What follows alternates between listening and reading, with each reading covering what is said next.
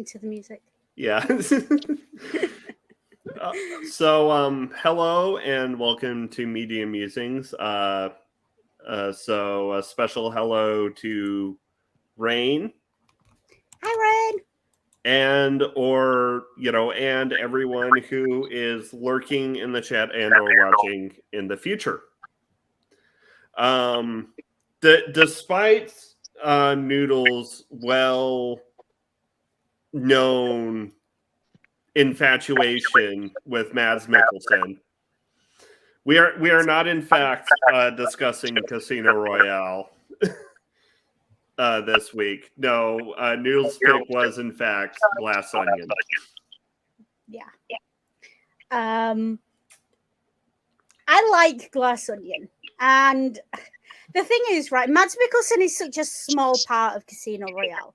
Like, he just is. And he's a great part, and he damn near steals the show. Like, you couldn't put him opposite anyone but Daniel Craig and not have him steal the show. But Glass Onion's just fun. And Glass Onion, I think, is a really good movie because, like, people are starting to talk about COVID-19 again. It's starting to re-emerge. Like, there's a lot of social issues that this movie digs into. That it's really we can really have some proper discussion in it, because you've all heard me rant about how bad American movies do poker. You don't need to hear that rant again, but there's things in this movie that we can really dig into. I'm pretty sure that Glass Onion is one of those movies, much like Mitchell's versus the Machines, that only got released exclusively to streaming because of the pandemic. Yeah. Also, I think I'm echoing. Yes, you do seem to be. I think it's coming from Chaos. Is this any better? Testing. Nope. Okay. I will simply mute while I'm not talking then. Okay. Well, right, I think it might be coming from me. Hang on. Testing. No, it was coming from Chaos. Okay. Yeah, Can you because still hear me okay? Yep. Yeah, because their little avatar circle was doing the blink thing while it was echoing. So yeah, I'm using my phone. That'll be why. So yeah, this movie is, look,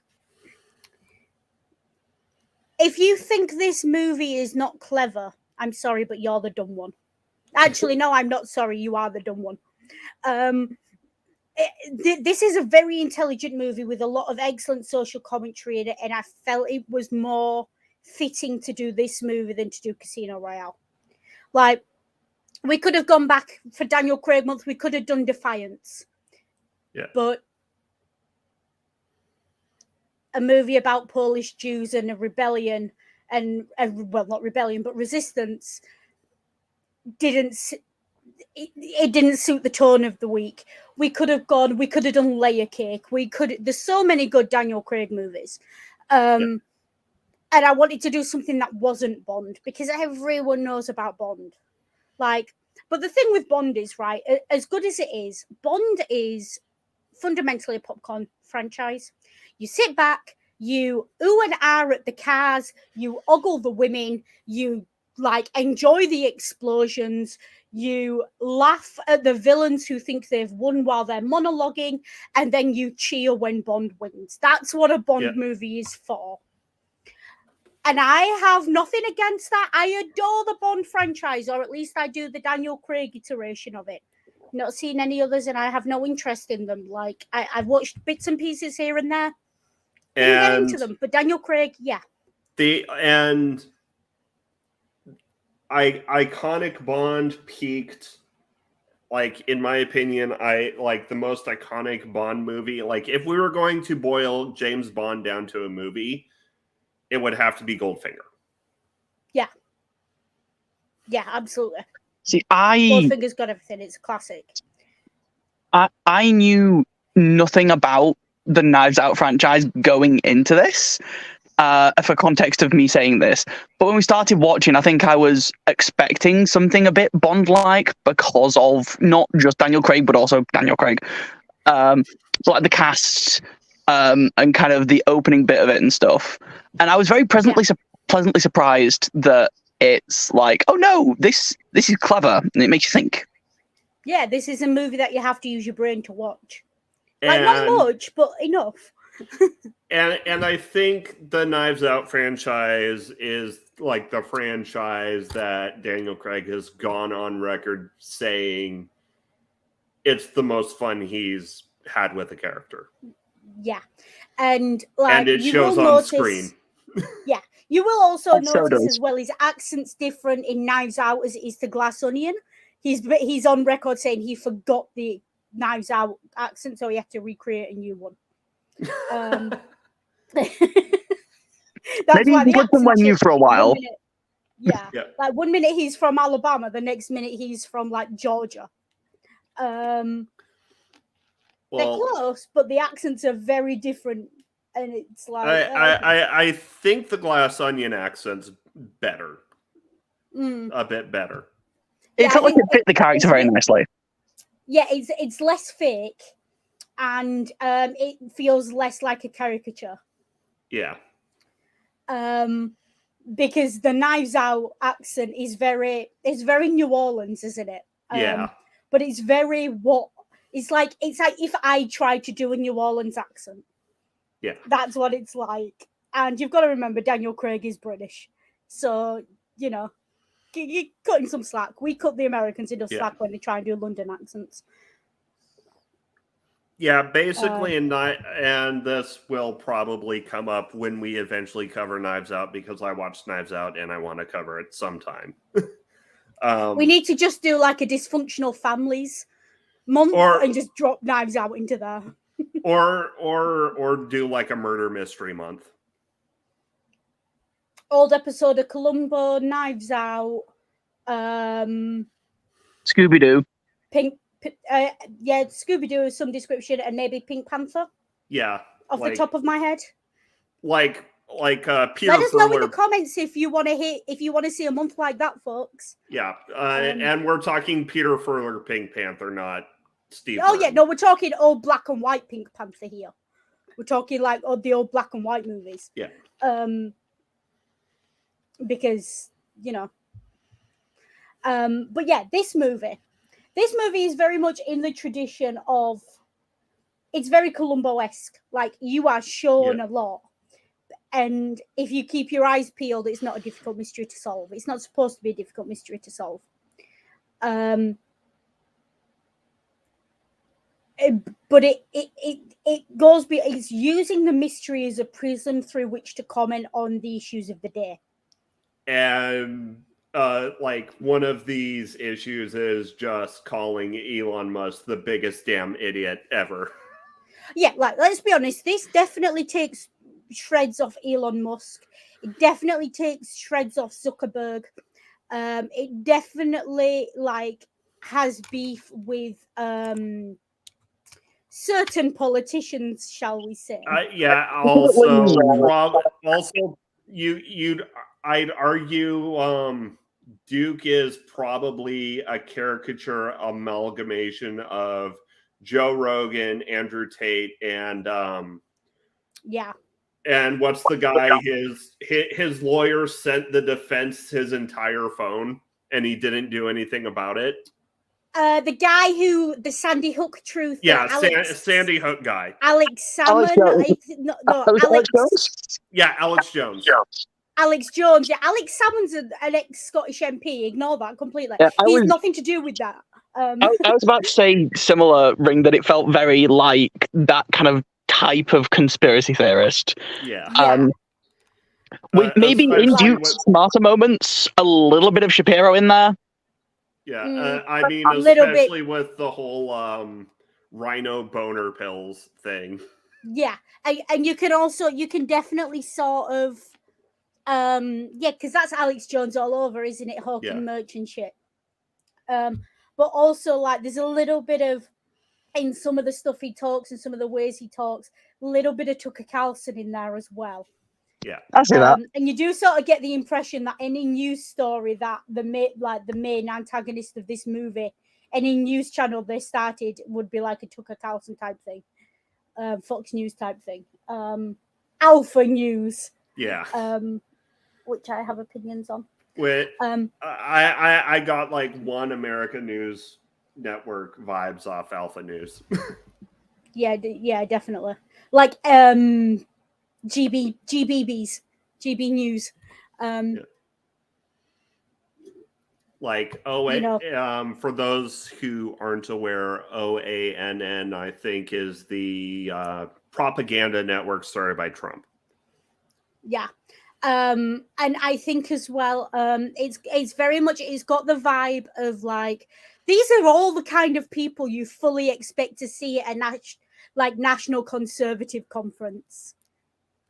You know, the Nazis at NatCon. Yeah, that's been a big thing in the British news recently, Ring. They're trying to bring national conservatism to the UK. Even conservative politicians are going online and giving interviews saying it's too religious for the UK. That's kind of funny, actually. I need to check that because I've not seen it. Politics Joe interviewed a Tory councillor, I think last week or the week before, and released the interview. And the guy sat there and he's just saying, we can all agree on the causes, but their answer seems to be God and nationalism, and that just won't fly in England. And he just said it flat, that just will not fly in Britain. Yeah, we are not religious enough for that shit to fly over here. Yeah, we are majority non-religious now, so also you still haven't quite forgotten the Blitz. Almost, but not quite. Plus, we're majority non-Christian. We're not majority non-religious. We're majority non-Christian. Oh, that was it. Sorry, yeah. Because something like 8% of the country identifies with a religion other than Christianity, which is why the Christians got all up in arms and panicky that they were going to be replaced. 8% versus 47%. I think you're okay. Yeah, just for now. You'll be right. Be right. Anyway, enough of British politics. This movie starts off. I love the way that he introduces these characters, because you immediately get a sense of exactly who each and every one of them is. Yeah, you want to get to know people, make them solve a puzzle together. Yeah, and it does give the context of the movie as well. Like it's set during the pandemic. It's supposed to be. This is going to be a classic piece of pandemic media. Yeah. And it's got everything you would expect. So we meet. Who is it we meet first? The politician? No, the scientist. The scientist, who's holding a video conference, a Zoom call late at night, talking about this wacko who faxes him random sentences and then says make it work, and is somehow a genius. Yeah. Child equals NFTs. Yeah, I mean that definitely sounds like some kind of shit Elon Musk came up with at some point. Oh yeah. Yeah. And let's be honest, most of the people who bought NFTs were fucking children. They might not have been legally children, but how thick do you get that you paid thousands for a JPEG? Yeah. It did feel like a job. Not even a DRM protected JPEG, just a fucking JPEG. No, not even just a fucking JPEG. A receipt for a fucking JPEG. Yeah. What the hell? Go find a small fandom artist in your favorite fandom and commission a piece of art. Use that weird function they've got on DeviantArt or whatever. Yeah, you can literally go to DeviantArt and buy people's artwork that they've posted, or you can message them and be like, I want to commission a piece in the style of this piece that you did. How much? Support small artists. Please support small artists. I cannot stress enough. Honestly, support my 11-year-old sister. She could have drawn those fucking monkeys. The London taxi, the London taxi driver who paints over Daily Mail with fuck the Tory slogans. He's on Twitter. Oh yeah. He releases some artwork sometimes, and more than once I've just been like, I want to buy the original. But obviously you can't get a hold of that guy for love nor money. I've tried DMing him on Twitter and be like, how much to buy it? How, you know, like, or do you mind if I save it, or how much to buy it? Never answers, so I assume he's happy with his work being saved and used as like computer desktops and stuff. Yeah. I didn't think so. I'm not selling it on, so I'm not making a profit off it, but he's done some nice stuff. Also support that guy because he's not scared to tell the establishment what he thinks of them. So you're saying he's a real disruptor? I mean, he's a black taxi driver, so like he's already got an overlarge hippocampus, and yeah. So he's much more of a disruptor than these guys. Oh, you know, his entire thing, he's sat in the driving seat of his London cab with a newspaper just tearing the headline apart. Just literally swearing and effing and blinding about the Tories in the headline. I love it. It's like, I'm here for that. Oh yeah.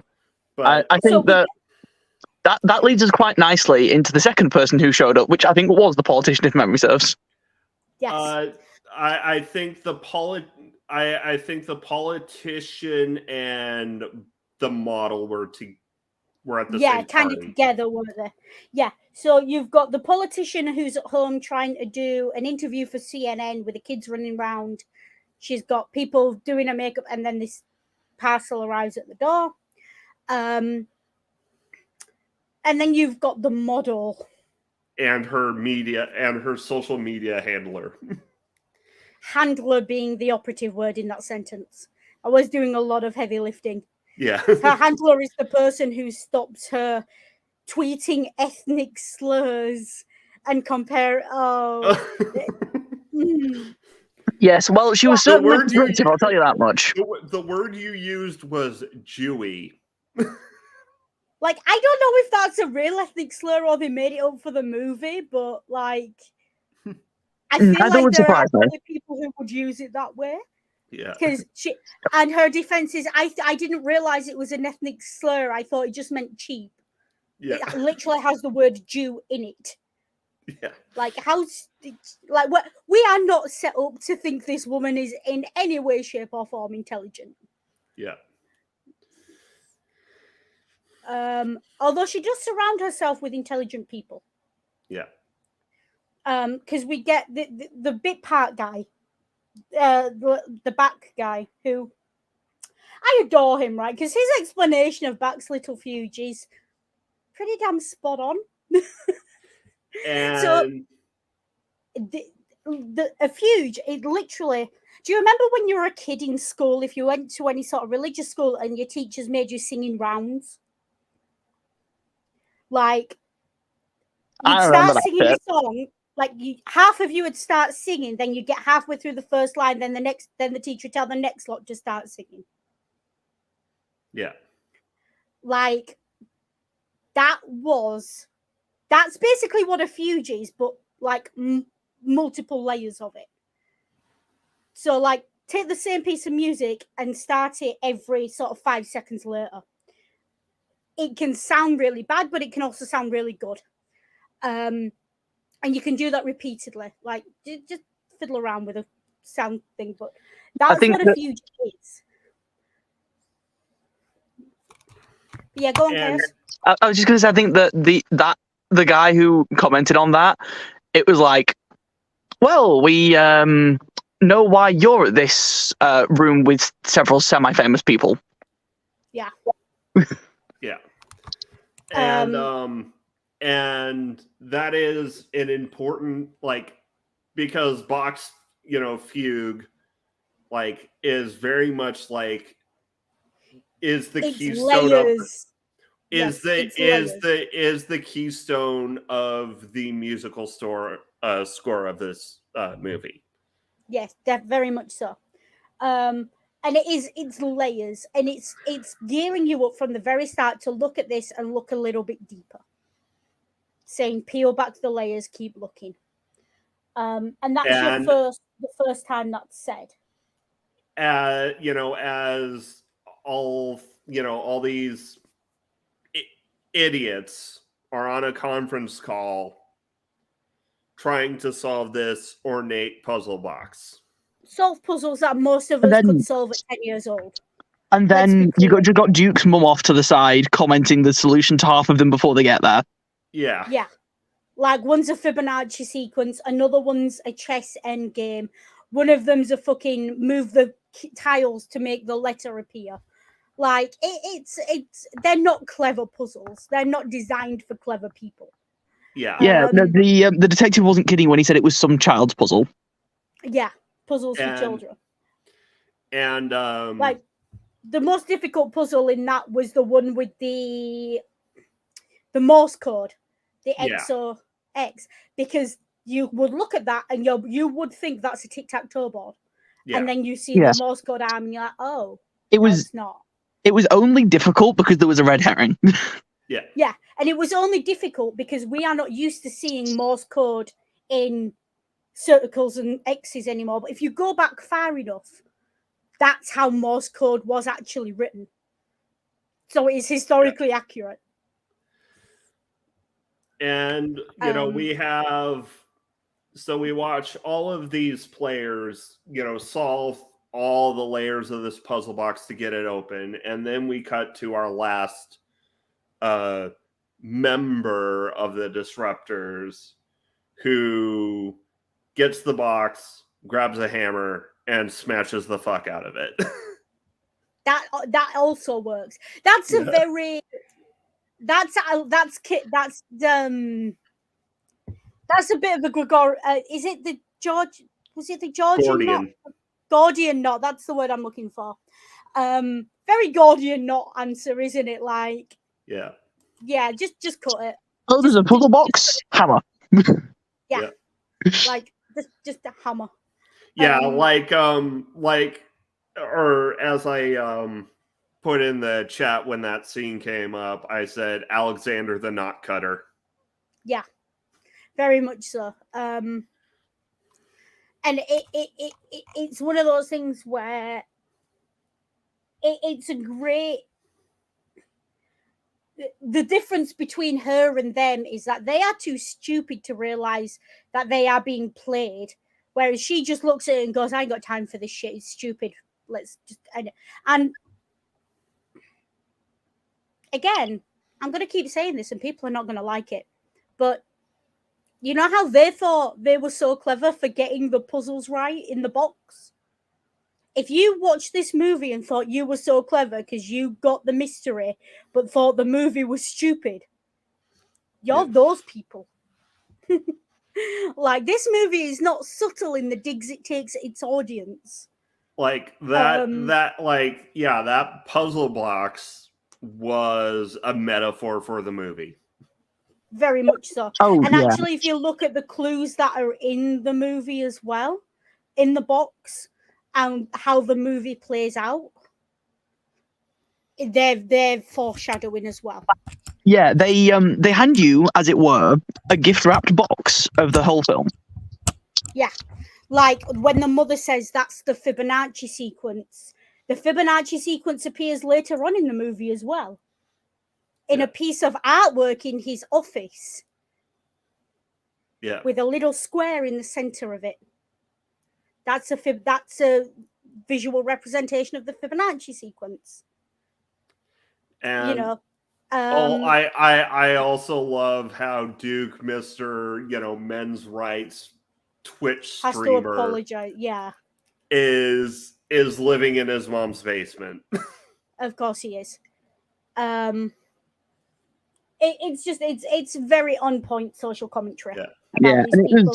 The politician who claims to be leftist and likes very much for the environment and everything else, but then actually when you see her off camera, she's not only stupid, she's arrogant and she's selfish. Yeah. And I will say she is a barely functional alcoholic. Like, and she makes no attempt to hide it. I feel like that could be said of like half the cast, though. Yeah, of, but like, with her, it's like you see the way she gets drunk. She drinks twice as fast as anyone else. oh yeah, She only speaks the truth when she's drunk, and she's always got a drink in her hand. She's not like they're at the pool talking, and she's got a drink in her hand. Like, you know, she's very much.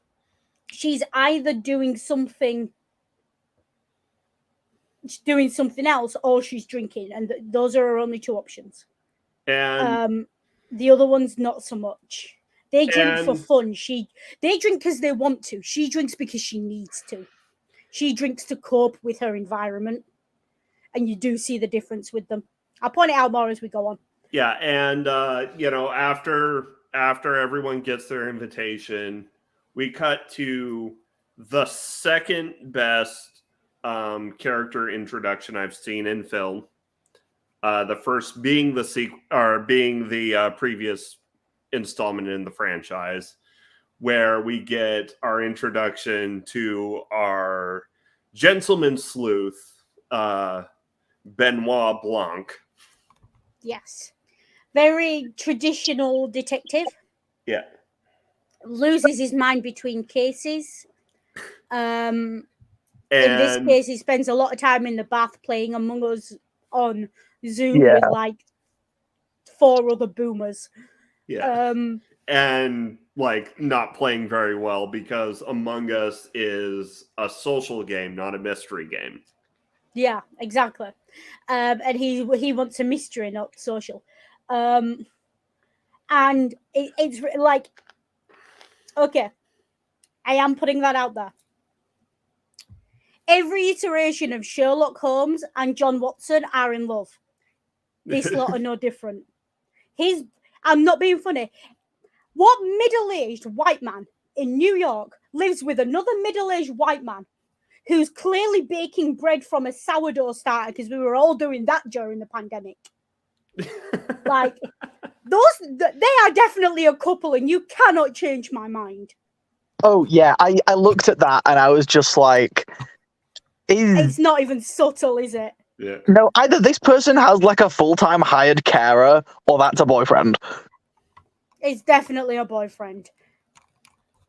Because a hired carer wouldn't have let him sit in the bath for that long. Yeah. Also, like, the guy clearly lived there because he was baking and he was in his comfy clothes. Yeah. That's a fair point, actually. Yeah. But it's Also, like, yeah, no plus, boyfriend. like, it's what's his name? What's the actor's name? He's one of the Hughes, isn't he? He's not. Is he Hugh Grant? Oh, you know, I don't know.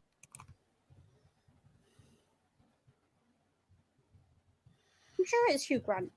Yeah. It's not Hugh Grant. It's it's Hugh Grant. And like, Hugh Grant plays two kinds of roles. Okay, Hugh Grant plays the upper class toff, the upper class English toff who's like incompetent and the main love interest in the movie, a la 2 Weeks Notice and those kind of movies he's been in. Or he plays like the slightly camp, is he gay, is he not guy? Those are his two roles. Like, Yeah. that's who Hugh Grant plays.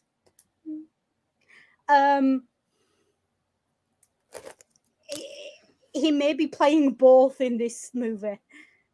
Yeah. I think Daniel Craig got dibs on the upper class toff aesthetic for this movie. I mean, though, to be fair, he's basically a cameo. Yeah. It is actually, if you, I just looked real quick at some news articles about Hugh Grant being in the thing, and apparently it was called a cameo by one of the directors. Yeah. So he's basically just playing himself, and if that's himself, then is he gay? I don't know. Like, if he isn't, it makes no difference. He's a fantastic actor. But Yeah. like, do you know how many hearts will break across the world if he came out as gay? Yeah. Like, he is my generation, like my generation and the generation before me. If I wanted to watch a movie with my mum, I would just say, "Mum, Hugh Grant's in it." Yeah. That's all I had to say. He's that era of heartthrob. And like, my mum, I think, was Though, I mean, I don't know what generation my mum was. On the other hand, if he came out as bi, he'd probably start a civil war, like a worldwide civil war. Yeah. It would certainly be entertaining.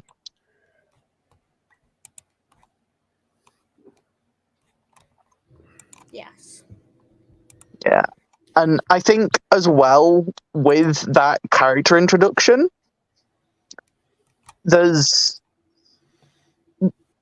I'm sure we'll get to much later, I think that's one of my favorite little ways that they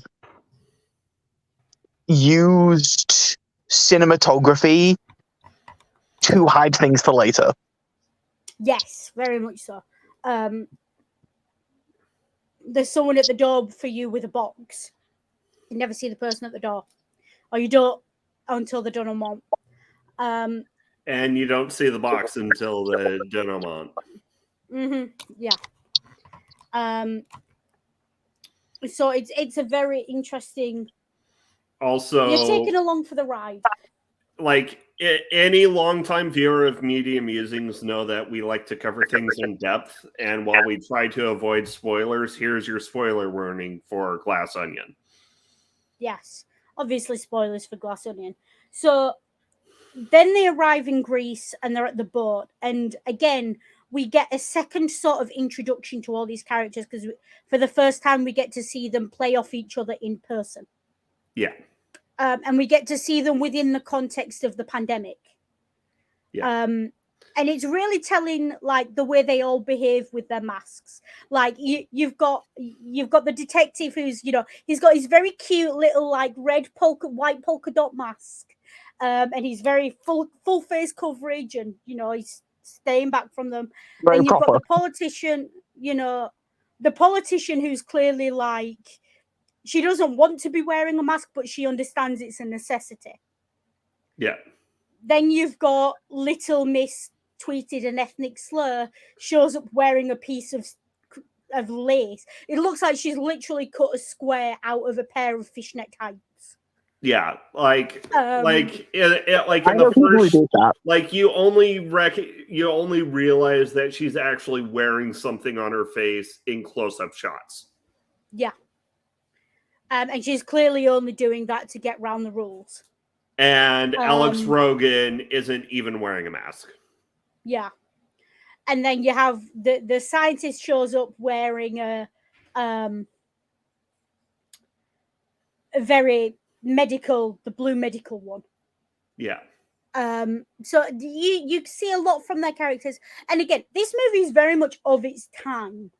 Like, this movie is going to go down as a movie that if you didn't live through the pandemic, you are going to miss about 70% of the jokes in this movie. Like, if you weren't consciously on social media and active in the year this movie's based, which is sort of 2001, yeah, you are going to miss a lot of the commentary. Also, you mean 2021? 2021, yeah, not 2001. Yes. Ignore me. Yeah. No, I was going to say. Also, there's a lot of good social commentary around 2001 as well, but that's not this movie. Also, like, you should watch the movie and count how many times someone is holding a bottle of Corona beer on screen. Oh God, yeah, the Corona beer gag. Like, it's not even subtle. It's like, that's the most drunk drink on the aside from Jared Leto's hard kombucha. Yeah, which probably was like, he was probably the one person who paid not to have his product placed in the movie. Yeah. Like, I feel like this movie is very, like, if you paid for product placement in this movie, like, you should be paying not to have your product placed in this movie, because it's your product being in this movie is very it's an indictment. Except maybe for Jeremy Renner's hot sauce. Yeah, because when a man from the South in America says, "Ooh, that's got some kick," and he's sweating from it, and then when it makes a black woman sneeze, that's definitely an endorsement. Yeah. Oh, Just putting absolutely. that out there. Yeah. Like a black woman from the South sneezing at Jeremy Renner's hot sauce, that's an endorsement. Yeah. I want to try it. Like, someone order me a bottle. I want to try it. I think it's one of the hot sauces they use on that YouTube channel as well, where they taste the hot sauces as they're interviewing. Yeah. Like, I've seen that somewhere. I can't remember what the YouTube channel's called, but yeah. And then there's also there's a lot of commentary in this conversation as well. So when they're on the boat and he's talking to the scientists on the upper deck, and the scientist says, "Yeah, he social networked her." Yeah. That's a comment that you're only going to get if you've seen Social Network and you know what a social network is, which is us, basically. Yeah. It's anyone between the age of 16 and 30 in 2021. Yeah. No one else is going to get that joke because no one else cares about that joke. Oh, yeah. Yeah, I'm pretty sure that if we showed that to my older relatives, they would just be like, oh, that has to do with like social media, right? Yeah. And if you showed it to anyone younger, they'd be like, ew, Facebook. Yeah. You know, but then you also get the politician. Like, she's very out of touch, is this politician, and it comes from the comment she passes, where they get sprayed in the mouth and you're strongly encouraged to assume it's some sort of vaccine, like high-tech vaccine or something. But she calls it a whole Men in Black thing, which is a reference that's so old. I'll be like, yeah, like that's a very millennial reference. It is, and I was like, the only reason I get that is that I got my taste in films from some of my slightly older friends. Yeah, like I was gonna say, like, Chaos, did you even get that reference? Because that's a very millennial reference. Like, that might even be like a Gen X reference. I think actually first time I watched the film Men in Black must have been when I was 6. Yeah. The first time I watched it as well, I must have been about 6, except it was new when I watched it. You know. So again, we're told things, and this movie is very good at showing, not telling. Like, we're told that these people are stupid. We're told that these people are a clique. We're told their opinions on the pandemic and their politics. We're told which ones are out of touch, which ones are not, which you ones mean are... we're shown that. We're shown that. Yeah, we're shown all these things without being told them. Yeah. But they show so well that we are being told. I think it shows so well that even though I was expecting something, I guess maybe a bit more right wing out of the film very initially, than it ended up being. I was very much like, oh, I see where the directors are coming from when they're saying all these things. Yeah, they're setting these people up, and we are being set up very early on not to like these people. Like, so you saw the depiction of Alex Rogan, gun-toting men's rights asshole who lives in his mother's basement, and you thought this was going to be right wing. Who has to apologize for not liking boobs. The reason that I say that is like at the very start of the film, literally as we were starting watching, that was like going in expectation. Okay. Yeah, because you think Daniel Craig, you think blonde-haired, blue-eyed, he's playing a Southern gent. You expect a certain level of, and it does open on the does open on the black scientist who's discussing an unethical application of experimental technology. Yeah, and it's talking about what a genius that Elon Musk archetype is. Like, it does set you up in that way. But like even that, it's like Knives Out has a very New England upper class feel to it. Yeah. And then immediately undercuts it with absolutely everything that happens in the movie. Whereas this movie has a very nouveau riche kind of money to it, new money feel. Yeah. And then immediately undercuts it with everything that happens in the movie.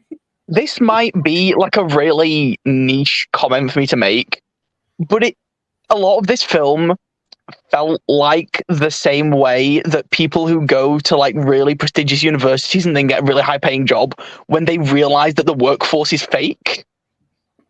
Yeah. No, do you know what it is? Have you ever met that one person who went to like Oxford or Cambridge, or for the Americans like MIT or Princeton or Yale?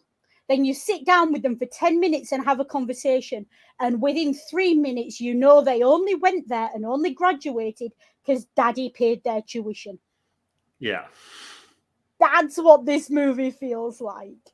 Like that's the impression you get of these people. Like these people are like I've been quite lucky, and I've worked in a lot of environments where I meet rich people. And the one thing I have taken from all of this, I worked 7 years in a call center, 18 months in a casino. Like I work in housing now, buying and selling houses. I deal with people who've got money. I deal with solicitors a lot. Like upper middle class solicitors, mummy and daddy sent them to law school. Yeah. Let me tell you something for nothing. None of them are any more intelligent than the average Joe down the pub. Yeah. Some of them are stupider than that. Well, and I mean, even the like, and even that's another, Chekhov's gun for this movie, because it opens up with,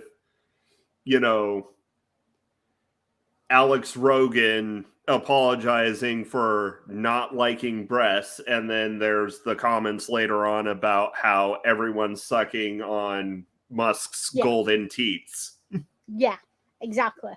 Sucking on the golden titties, which is obviously a reference to the concept of the golden calf. Oh yeah, there was. I thought while it was present, the kind of pseudo-religious imagery in this one was quite subtle. Yes, it's a lot less subtle in the Knives Out, but the sort of pseudo-religious, it's having a dig at an ideology, not necessarily a religion. And this movie is, and I will say this with my whole ass chest, incredibly anti-capitalist. Oh, so much. I feel like this film could straight up be part of someone going, oh, shit. Yeah, like if we did a socialism month, I would probably be like, let's do Glass Onion. Or do Knives Out for a socialism. Yeah, like it would fit into the theme of talking about socialism, especially during the pandemic. Yeah. Well, also, they're all meeting on, Jeffrey Musk's private island in the height of the pandemic. Yeah, like that wasn't even subtle, was it? With the random weirdo there who's just not there. I'm not here. Yeah. I think Daryl was the best. Like Daryl was the best running gag of the film. Yeah. Prince Anthony wasn't there but was there, and we have the photographs to prove it. Kind of, that's what you're expecting in this movie. Almost is a commentary it's making. We get the early reference to Whiskey's necklace. Yeah. Where she gets off the boat and the first thing the character does is say, "Oh, I like your necklace." Yeah, dude, you bought it for her. What do you want? A pat on the head? Like that plays back is like. I actually really initially, obviously, we only saw the one side of Whiskey, but as it kind of layered over the rest of the film, she was arguably one of the more interesting characters. Yeah, I think for me, Whiskey's the only character I have, of the antagonists, the only one I have any real sympathy for. I do kind of have a little bit of sympathy for the handler. for Yeah. Peggy. Yeah. I have sympathy for Peg. Yeah. Yes, Peg and Whiskey. I'm like, Yeah, because you guys are Peg and not Whiskey, the assholes, TM. yeah, but Peg and Whiskey are two sides of the same coin. You've got two people who are trying to build their career, who are trying to build a life, who are being undercut by the fucking idiot they work for. Which is like another big facing ruin. Which is a parallel that we are going to have to draw out when we do eventually talk about Knives Out. Yeah, definitely for certain. And then we get a barrage of spoonerisms. I'm going to call it. We get imbreviated, we get wetted, we get reclamation. Yes, at this point in the film, like if you haven't cottoned on that this man is an idiot, you're not paying attention. Yeah, the only reason it took me another like minute or so longer than that scene was the fact that I just assumed, because I have audio processing disorder, that I was just like, wait, what was that word he just said? Did I hear that wrong? Yeah. Oh, and something that we neglected to mention is that these invitations are for a murder mystery weekend. Yeah. Which he is right. Like, if you've got 5 people who hate your guts, who any self-aware person would realize that are only clinging on to you because they want your money, you don't arrange a murder mystery in which you're the victim. That's just asking for trouble. Yeah. Like, yeah, that's just asking for someone to engage in cosmic irony. Yeah. And also, like, they eat the best, like, if you're going to try and murder someone during a murder mystery in which they are the murder victim, all it takes is you just sharpen the arrow and sit and wait. Yeah. It's all that I'd have taken. Yeah. It's not like it was a hard puzzle, for example. No. The only murder this weekend with any sense of panache you stole from me. Yeah. Like, and then you get but this guy, I want to talk about the trappings of this guy's riches because it's really interesting. Like, he talks about this house that's not a house, it's a commune. Yeah. But it looks like a fucking prison camp. Next. Like, it all square little boxy like buildings and shit. Like, ooh, design that shit. Also, the random little luggage robot that went through during that scene. Yeah, the little luggage puppy. Yeah. So you've got this guy who's got a very, I mean, it's almost Soviet in the way it's designed. Like, it's very square and boxy. It's like square and boxy, centered around the big glass onion-shaped dome. Yeah. I think as well, in the design it has a dome, structure, but it's not a good dome. Yeah, it's not a good dome. In that same design structure, though, I feel like that's also a bit of a dig at certain billionaires, especially with the car. Mm-hmm. Yeah, it's the baby blue 918 Spider. Like, which he keeps in a place that it can't drive. Musk. Yeah. Yes. Blue would not appreciate that dome. No, I don't think Blue would appreciate that dome. That is not a good dome. It's an onion. It's not a dome. Although someone needs to tweet Blue and ask what he thinks of that dome. Someone tweet Blue. I need to know. But like, it's very. Look, it's the whole architecture of the island makes no sense. What you've got is you've got the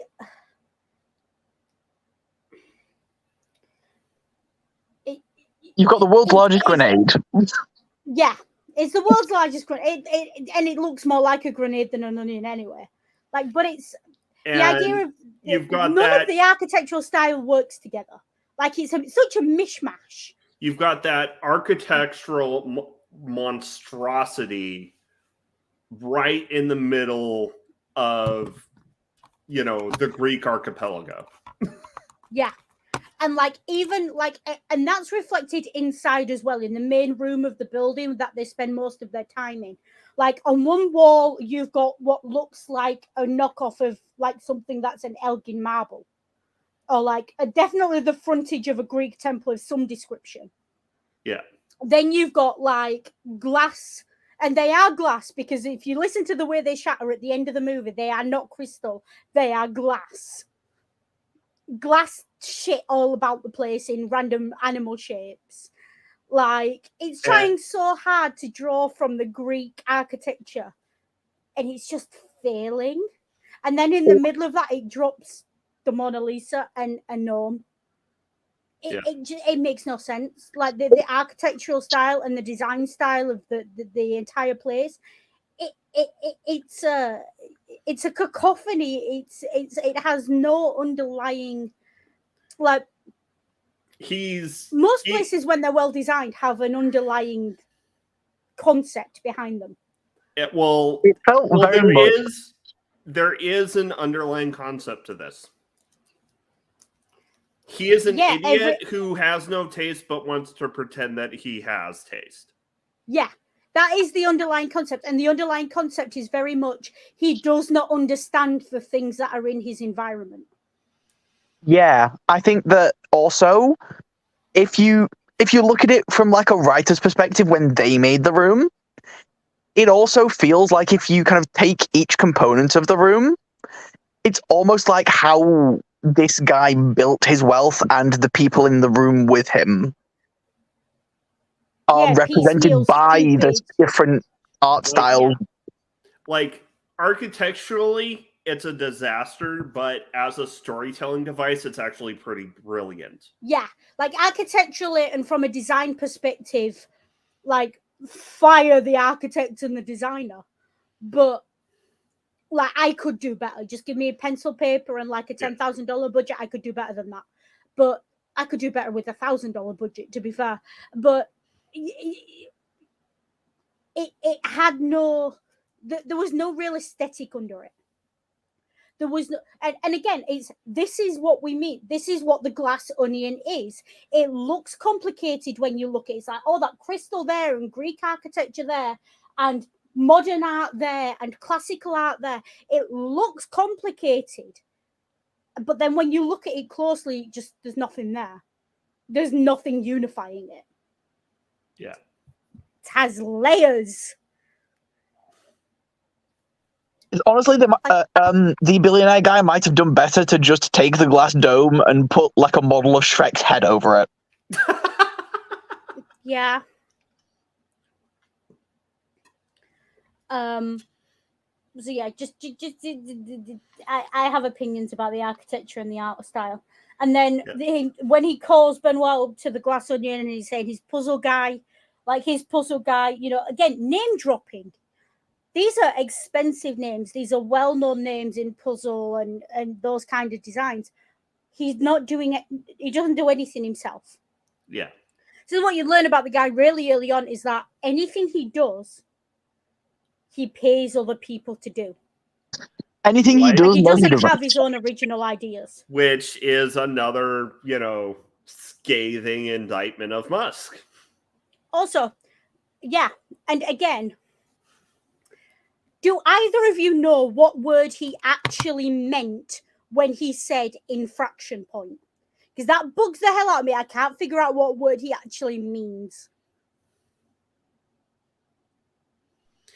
No, because obviously the first word that comes to mind is inflection, but it's like that doesn't work out.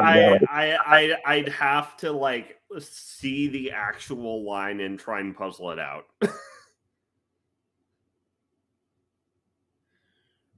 It's honestly just utterly ridiculous. And I've watched this movie 3 times and I can't figure out what that word is supposed to be. Yeah, like I said, I'd probably have to look at the quote specifically and try and puzzle it out. But the whole point of the movie is doing that is pointless. Because the point is he's an idiot. I think he means inflection point.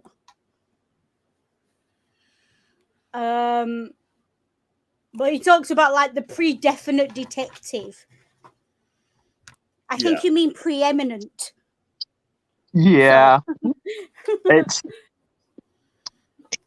there's obviously I say this in humor. But he was engaging in what's called discombobulation, which is where you mix up all your big words. Yeah, I mean, look, I do it sometimes because I'm dyslexic. You've all seen me mix up words or, you know, say, like, obviously mean to say one word, but something else comes out my mouth. But the difference is I know what I mean and you know what I mean because the mistake's not that bad. Yeah, and like I do that when my brain is glitching out, but he does it because he's an idiot who wants to sound smart. I've never heard either of you say imbreviate. Yes, he does it because he's trying to use big words, like, you know, he's trying to use words that he doesn't understand the meaning of. Or he's just making up words because he wants more syllables in them. Yeah. And like, by all means, make up words. That is how languages evolve. Like, but unless you're Shakespeare, you're in trouble. like case in point for making up turns. You know, the Adurzo line. Yes. But like imbreviate has now become a meme. Imbreviate is a meme now.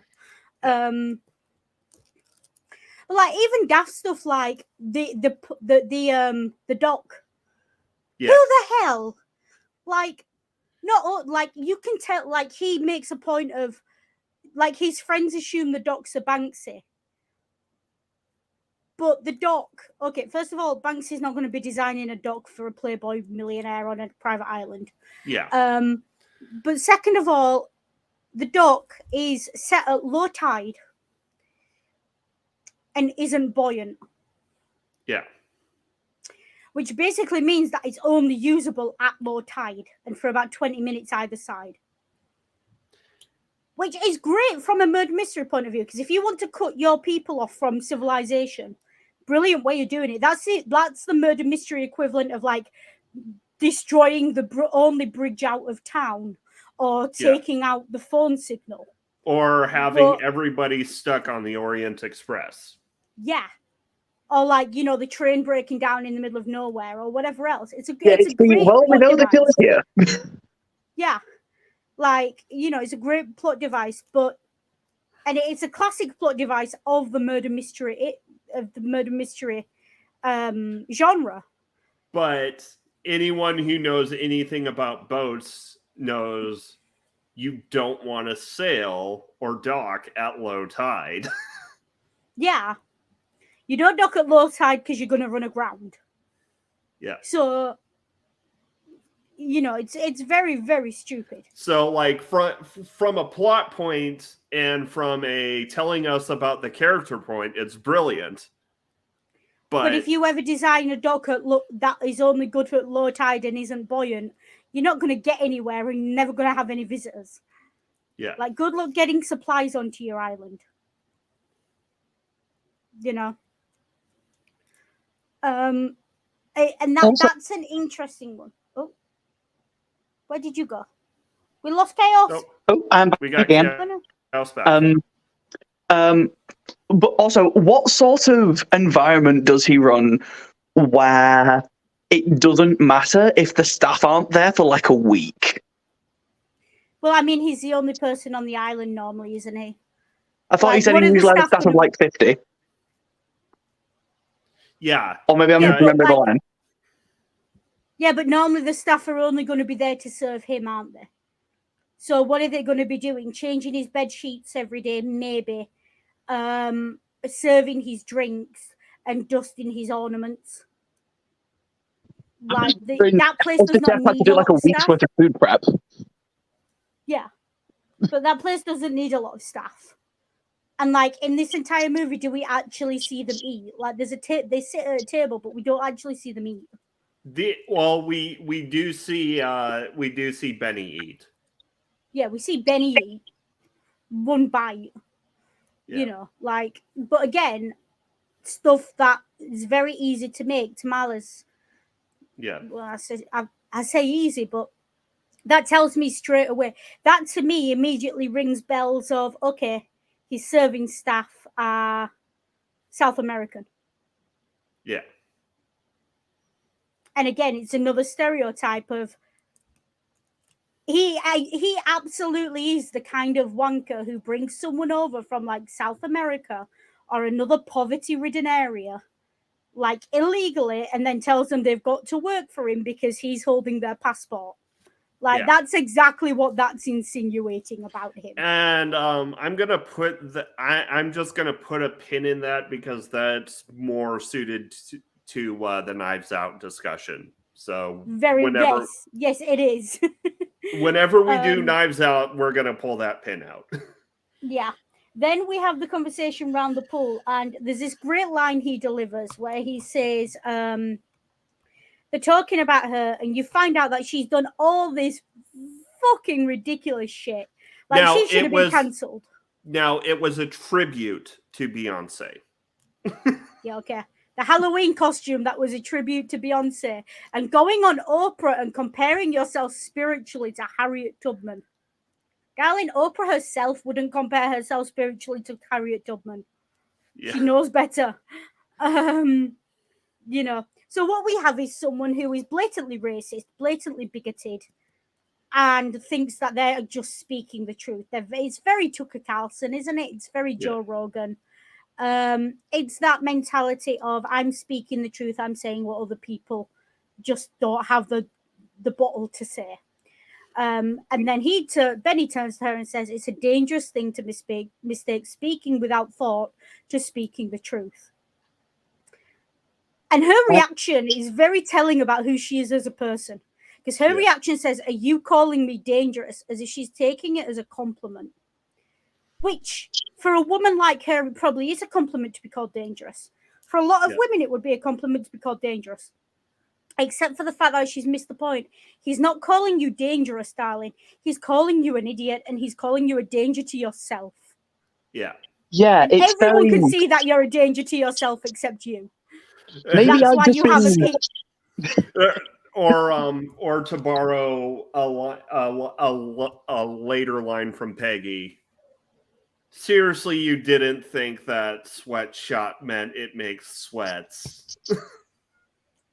Yeah, I think that particular scene was a point at which I'm glad we were like, I'm glad that I was not sat in a room with other people watching the film, because I started going on a mini rant about how that's real. Like, she's so stupid philosophically. That's not how knowledge works. Yeah. And I've just been in exam season for too long. But I have a very long string of opinions I will not subject you all to about her epistemic positions. Please subject us to them. I'm fascinated by your point of view on this. I want to hear your point of view on this, because I strongly suspect that we will agree, but you will be more eloquent about it than I am. So, epistemology, to clarify for anyone who happens not to know, is basically the study of knowing and how we know things, and what constitutes knowledge, that sort of stuff. And a thing that she seems to presuppose, that's like a really silly position to hold, is that the truth, as in the objective truth around us, is something that you can just know without necessarily relying upon faulty at best perception, shall we say. She's an empiricist. She's an empiricist, and you all know my opinions on empiricism. Well, not only is she an empiricist, she's an empiricist who assumes that she has knowledge the same way Protestants view demons as having knowledge. Yeah, basically. And so that puts her in a position as well where she assumes that because she knows all these things and that her perceptions are accurate, that when she initially perceives this guy as liking her, this guy then can't do anything but compliment her. And so she actively twists the things, like the information she's receiving, to fit those narratives. And it's not until later in the film that she even acknowledges she could have done something wrong, and even then, it's not relating to knowledge; it's relating to how she made a decision. And so, I think that she has this perspective where she straight up doesn't realize that she can not know. Yeah. Like, I think she straight up doesn't realize that she can ever be in the wrong. Like, even when she's been cancelled, even when she's been called out on shit, she still has a justification. She still doesn't take the criticism we'll do what we always do. We'll give a denial and be quiet for a few weeks. This is it, isn't it? She didn't know what a blood diamond was. She was only spiritually comparing herself to Harriet Tubman. It was an homage to Beyonce. I didn't mean it. It's like, it's very much, you're given this thing of the road to hell is paved with good intentions with her. But there's only so many times you can fuck up like that and it be put down to, okay, maybe you're just a little bit dim. What's like, that? At some point, you've got to stop assuming ignorance and start assuming malice. Yeah, she is an expert at the Durza line tightrope. Yes, there's very plausible deniability with her. Yeah. Because she's not as stupid as she makes out. She's clearly not as stupid as she makes out. Otherwise, she wouldn't have made it this far.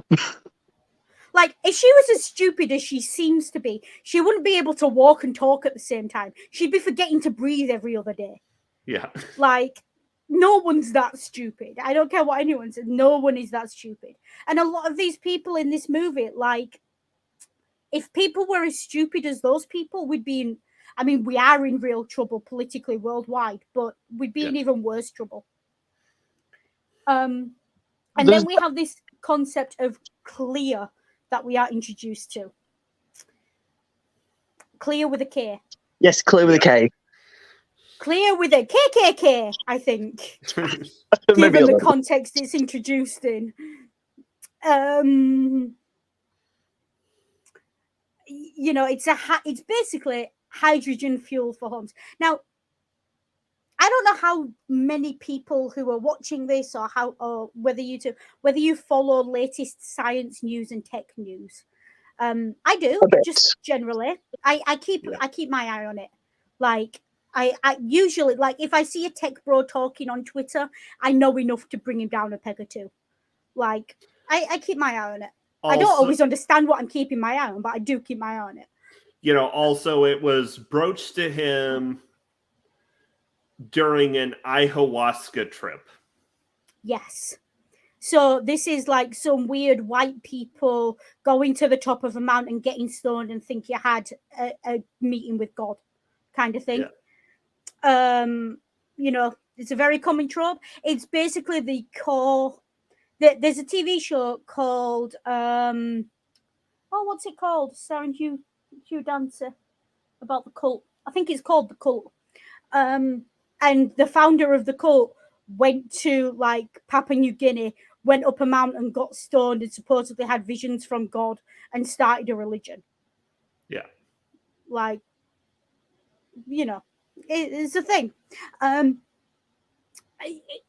that's clearly what's gone on here. But solid state hydrogen, stable solid state hydrogen, and hydrogen power is the motor. It's like it's going to be the next big scientific breakthrough. It's what everyone wants. Like, the person who figures out how to stabilize and store safely solid state hydrogen, or hydrogen that can be used as a fuel source domestically and in cars, that person is going to make Elon Musk look like a pauper.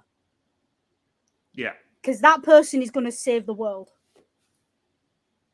Because you can get hydrogen from seawater.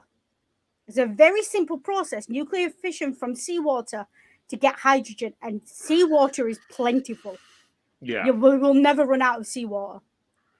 Like, especially with the amount of energy that hydrogen requires, is so tiny. You know, when you think about, you know, the atom bomb, the Hindenburg is the reference in this movie. Yeah. One of the bombs dropped in Japan. I can't remember whether it was Hiroshima or Nagasaki, but one of them was a hydrogen bomb. No, neither of them were. We didn't start developing H bombs until after the war. I was No, going to one say was hydrogen mine. because one was helium because I'm sure one of them was a hydrogen bomb. No, because hydrogen bombs pack a bigger explosive yield, and we didn't start messing around with, like, we didn't start figuring out how to make hydrogen bombs until like the early 50s. Ah, right. Okay. Yeah. Okay. So I can't. If you Google the two, they actually come up as the atomic bombings of Hiroshima and Nagasaki on Wikipedia. Yeah. So that's probably where I've got confused. But yeah, whatever it is, look, a hydrogen bomb. Like if you let. Yeah, the Hindenburg was the Zeppelin that exploded when it tried to moor against the Empire State Building. There was a static discharge, and all the hydrogen keeping it aloft blew up. Yeah, and that explosion was big. Yeah. I'd say big. Hydrogen is very dangerous, but they've been trying. Like hydrogen's like the medical silver bullet of energy. Yeah. Like everyone knows that once they crack hydrogen, the energy crisis disappears. Like, Climate change largely disappears as well, or at least it starts to fix itself because we're not spitting carbon into the atmosphere. like what led to gold was to alchemy, Yes. getting a stable hydrogen fuel cell is to the energy crisis. Yeah, like stable hydrogen is the philosopher's stone of the era. It's what everyone wants. And the person who solves it will be mentioned in the same breath as the Mona Lisa. Like, absolutely will be mentioned as one of the people who changed world history for the better. Because once we have hydrogen power stable, space travel becomes easier, energy becomes easier. This whole thing of the logistics of power, like if hydrogen's used properly, which I doubt it will be, but in an ideal world where people at the top are good people who give a shit about other human beings, hydrogen power could pretty much end like famine and starvation on this planet. Well, we're fucked because we would have. Because we would have the logistical capability to move food and produce around the world so cheaply, so quickly, and so efficiently that the price of all of that stuff should be in the ground. Like it should, like at that point, it becomes so cheap. But something record inflation, something record corporate profits. Yeah, something eat the rich capitalism is a fuckery. We are in the end stages. Something make sure you stock up on tinned tomatoes. Like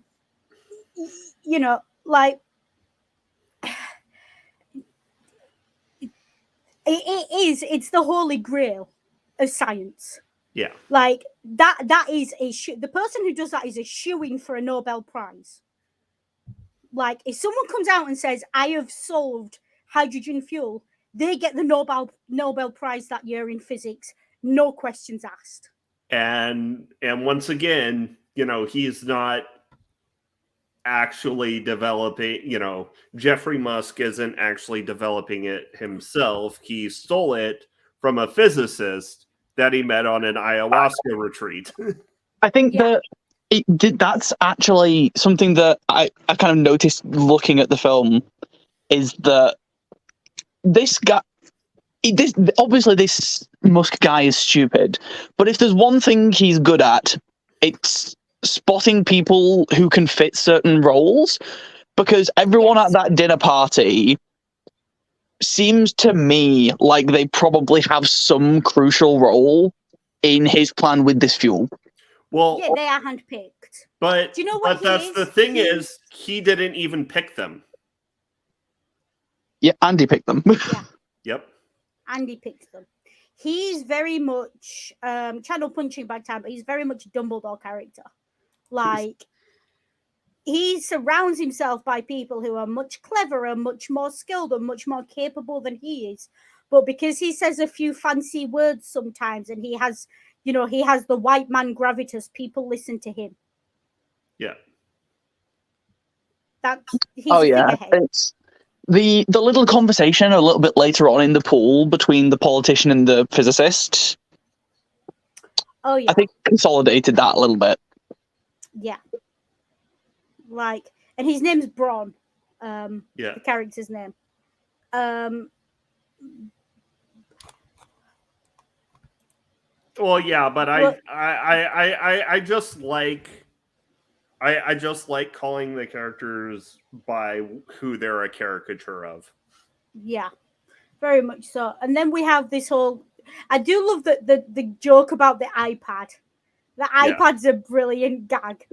Absolutely. It's like, what do we win? I don't know, like an iPad or something. It's like, you want an iPad, and then throws the iPad at him later. Yeah. It's like, don't throw an iPad. That's how you break it. iPads aren't made to be thrown. Well, also, I love how it's like, are we starting? It's like, I haven't been murdered yet. It's like, yeah, and I've already solved it because you're not clever. Yeah. I don't know if you guys spotted it, but I did note the arrow pointing at him as we were showing the room. I was like, huh.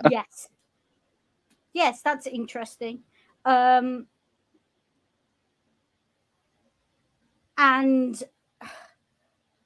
again, it's this movie is not designed to lead. Like, you shouldn't get to the end of this movie and be surprised by anything you're told in the final scenes. Like, that's not what this movie's for. Let's be absolutely clear here. The most and if surprising you are, that's fine. Some people are not into, like, if you have any familiarity with mystery tropes, Yeah. This movie should not be a surprise to you. I mean, I was kind of surprised by a couple, but that was more because I was more focused on the film craft, and like I was more focused on analyzing it from a mechanics of the storytelling point of view than the actual mechanics of the story. Yeah, and look, when the main character of a movie looks straight down the camera and says, it's not about the mystery, it's about the commentary. Like, yeah. How did you miss that? I think in the final scenes, the only thing that might have surprised me is that the other asshole started throwing glass too. Yeah. Yes. Like, that was the only real, but you kind of expected that because they were a little bit pissed. Like, this is why white people shouldn't drink Bacardi. Well, also, they were all realizing that, you know, they all realized that, like, he's necessary for them, but they're disposable for him. Yeah. And it's one of those things of, you know, they think he treats them like they're disposable, but they're not. They are what's propping up his empire, and all they have to do is walk away and it collapses. Or it blows up in this case. You know, I saw him light the, you know, I saw him light the napkin on fire. I saw him grab the gun. Yeah, no, and it's a great thing of all it takes for evil to win is for good people to do nothing. And that's the point this movie is making. Like, these people are fundamentally, they have good ideas, they have good intentions, but they've been twisted up by him and by their need for his approval and his money. I wouldn't say they have good ideas and good intentions. They have good intentions, at least. Like, they want to change the world. They want to do good things. But a lot of it is they're too attached to him to break and also away. I think his idea of what that means, I think a lot of them are very attached to. Like, especially, for example, Duke. I think that the existence itself of the Alpha Network, it feels just from like a little bit of a speculative point of view, like if that had not happened, he could have gone a completely different route. Yeah. Yeah. Like Duke was never gonna be. Like Duke was definitely the Andrew Tate of the movie. Like that's the plot we're looking at here. We're looking at a men's rights activist who too much mouth, not enough brains. Who literally prostitutes out his girlfriend. Mm-hmm. So actually, that was prescient right there.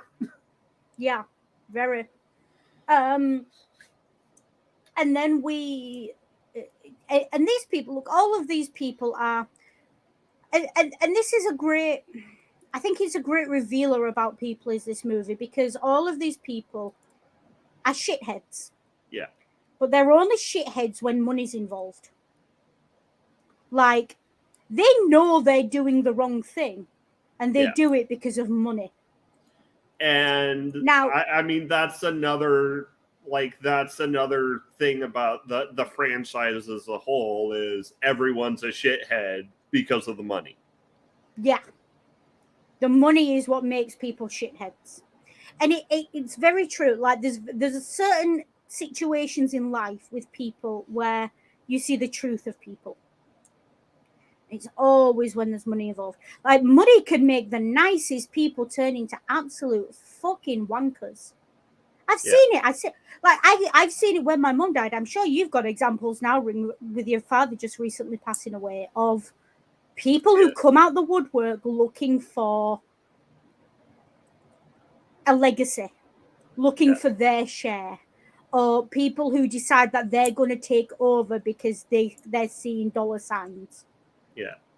Like, you know, I had it when my mum passed away. People I'd never met, and she was 20 when I was 20 when she died.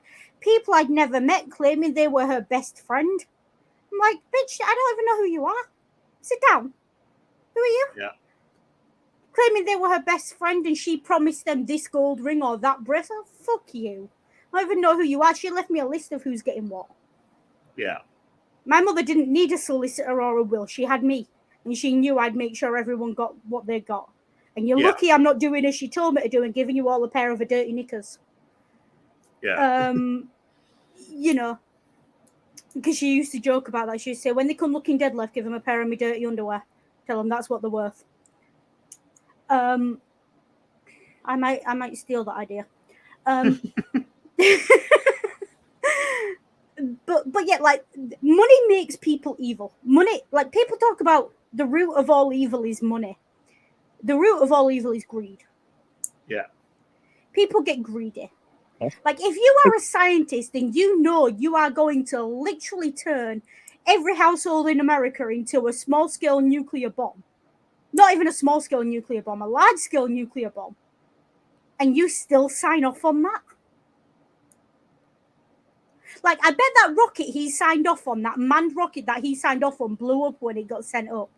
Yeah. No. It had a rapid, what's the phrase? A rapid, unplanned disassembly. Once again, also prescient. Oh, absolutely. I think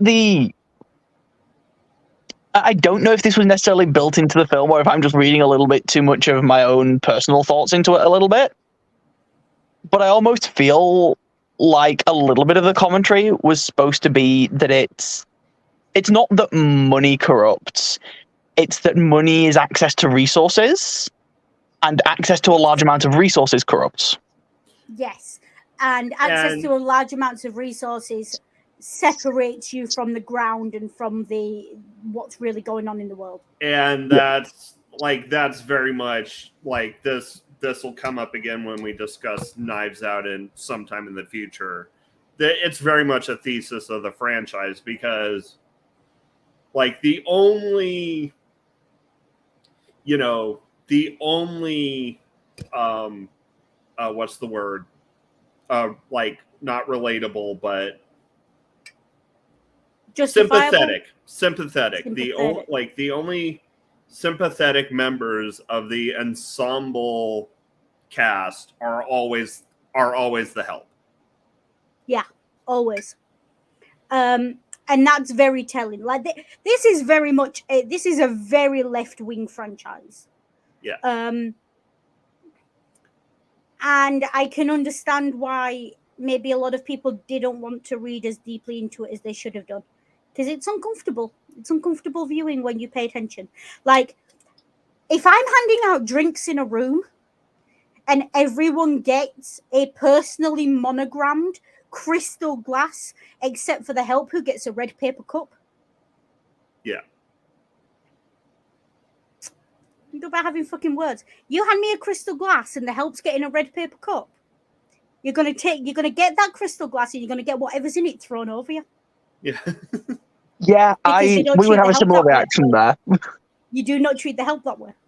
Yeah. I mean, hell, even if you gave everyone crystal glasses and you just gave like a glass to the help, it'd be something. It would still be, yeah.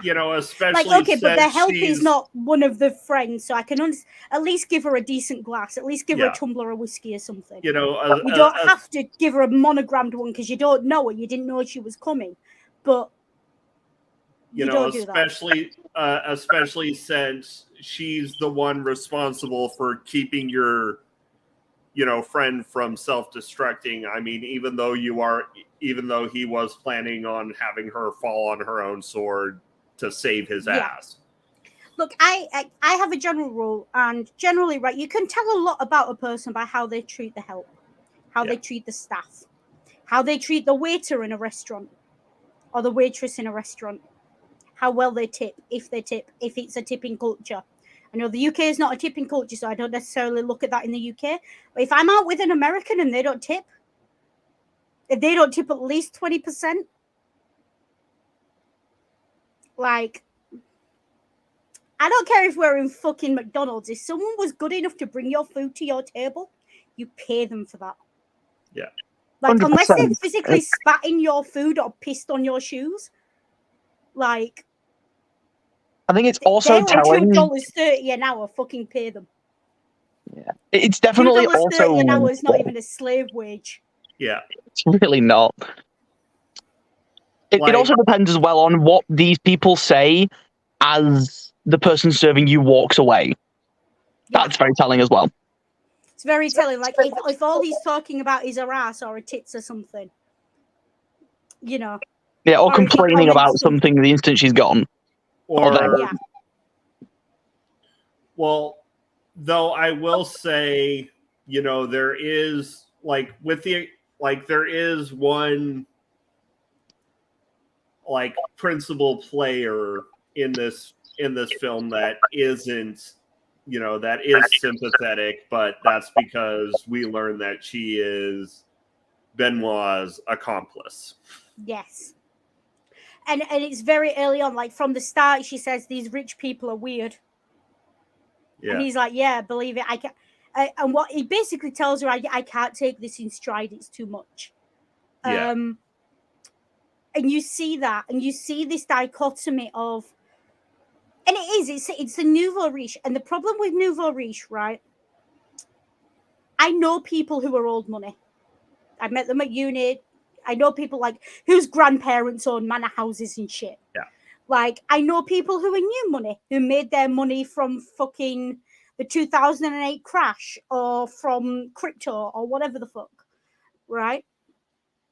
And the ones I know, like, as a person, there's only a certain kind of person that I'm going to really know very well. Because I don't keep my politics quiet, and most people, you either agree with me or you're not in my life, really. I don't have time. I don't waste a lot of time on people who I don't have the same principles as. But and it is principles. It's not matters of opinion. It's matters of principle.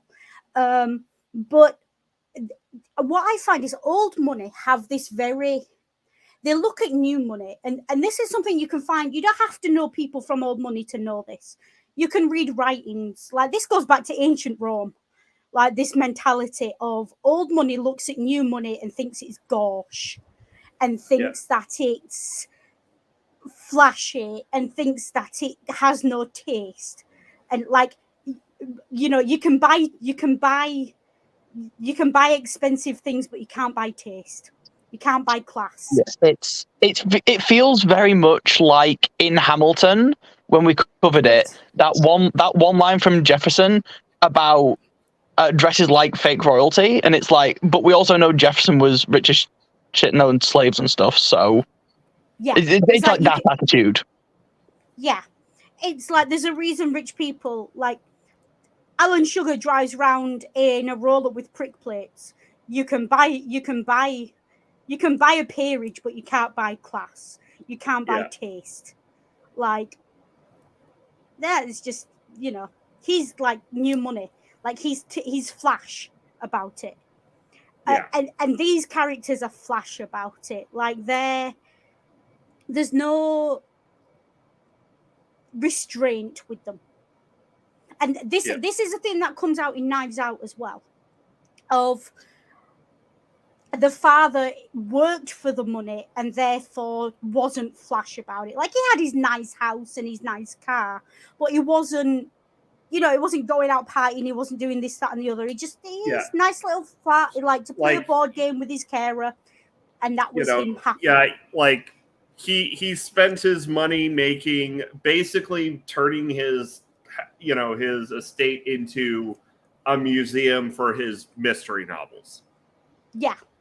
And like if you gave me that kind of money, that's pretty much the kind of house I would build. Yeah. Like a library with secret doors and classic artwork on the walls and merchandise from my favorite movies and shit. And I'd probably still drive the same classic Jaguar and never ever change it. I'd just buy one car and be done. But then his kid shows up in a flash car, and his daughter shows up in an SUV, and the gold dripping off her and stuff. There's just no class there. Yeah. Anyone who's in Britain who understands the concept of a chav. But once again, we are going to be discussing about the nouveau riche. Yeah, like we are going to be discussing Knives Out at a later date. Yeah, but the reason I say this is because like 90% of my problem with the Musk archetype character and with these characters is they are nouveau riche. Yeah, they have no restraint. They have no class, and I think the thing that really buries them for me is they have no honor. Like they will turn on the head of a pin to join the winning side. There's no honor, there's no loyalty, there's no love there between them. There's no decency. And it's all because the only thing that keeps them together is money. Yeah. And once they realize that they don't really need Musk, is when they finally decide to stand up. Yeah. And it's like they don't. Yeah. And it's money doesn't buy friendship. Money doesn't buy love. When the money's gone, the people go too. And anyone who's ever had a little bit of money and seen people suddenly come out the woodwork then disappear when it's gone knows that. Yeah.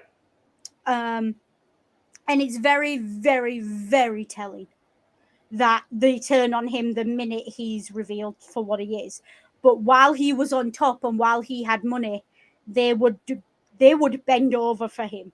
It wasn't the minute he was revealed for who he was. It was the minute they realized that he had nothing for them anymore. Yeah. That he abandoned them and there was nothing there. Well, and that he lost. Yeah, and that the shares of his company were about to collapse because the building that he ran on clear has just blown the fuck up. And burned the Mona Lisa. Yeah. And it's, we talk about this a lot on Media Musings. I've said it before and I'll say it again. We talked about it in God on Trial. We talked about it in other movies. It's the cost of their integrity. Yeah. And their integrity is cheap. And that's what we're encouraged to see them as. Cheap sellswords in the medieval parlance. Yeah. They're there solely for the money. There's no loyalty, there's no honor, there's no dignity in it. and they sold their integrity, and the cost of their integrity was fame and a little bit of money, but not enough money that they could actually strike out and go it alone. Yeah. Like, they were all influencers or models on the front page, but had nothing of their own. Yeah. And that's very telling as well. Like, if you got to the point where you are that big business exec, how the fuck are you not rolling in it? How the fuck can you not turn to that guy and say, you know what? Fuck you, I'm going my own way, I've got my own money. That tells me that you didn't think things through, that you are frivolous with the money that you do get, if you've earned anything at all. See, when it was like, this lady's on the face of a bunch of magazines and she's got her own clothes line and she's got a big business that she's sorted and everything. And the buyout that she thinks is going to save her for the rest of her life is 30 million. I'm wondering why she doesn't already have that. Yeah, like, There's something I have. she came out with high quality sweatpants at the start of a pandemic. 30 million should be pocket change to her. Yeah. And well, and once again, you know, Andy was the one who brought them all together, including, Mr. Braun, the Musk archetype. Because we all know what he was really there for. He was really there to be the frontman bankroller. Yeah, he was there to be the white man who could appear in interviews and give them some social currency. Like, he was there to be the face of it, because a black woman being the face of a tech company is not going to take off. Yeah. In 2020s, 2010s America. It's just not. You need a white man to front that shit. And we knew, we knew Cassandra had, ambition. Oh, okay. And that is. I'm glad you just said her name. That is a great. Oh wow! I can't believe I didn't see that earlier. Yeah. Yeah. Did you know? Her name's Cassandra. Yeah. Her name's Cassandra. She has foresight, but no one listens to her. Yeah. There's classical reception in everything. Yeah. Yeah, it was very on the nose, and I was like, so you have the sisters, Cassandra and Helen. Yes. Helen, whose beauty starts, who has a makeover and then starts a war amongst rival factions for the golden teat in Greece. Wow. Like, it's not even subtle. Like basically, like the rest of the movie, it was so on the nose I had to go cross-eyed to see it clearly. Yeah, it's like, it's so stupid, it's brilliant, except it's not brilliant, it is stupid. Yeah. Except that the fact that it's stupid is what makes it brilliant for us. Because I'm not being funny, in this classical reception viewpoint, that makes Benny Paris. Yeah. Think about it. It makes him Paris. Because he's the one who's with Helen. Yeah.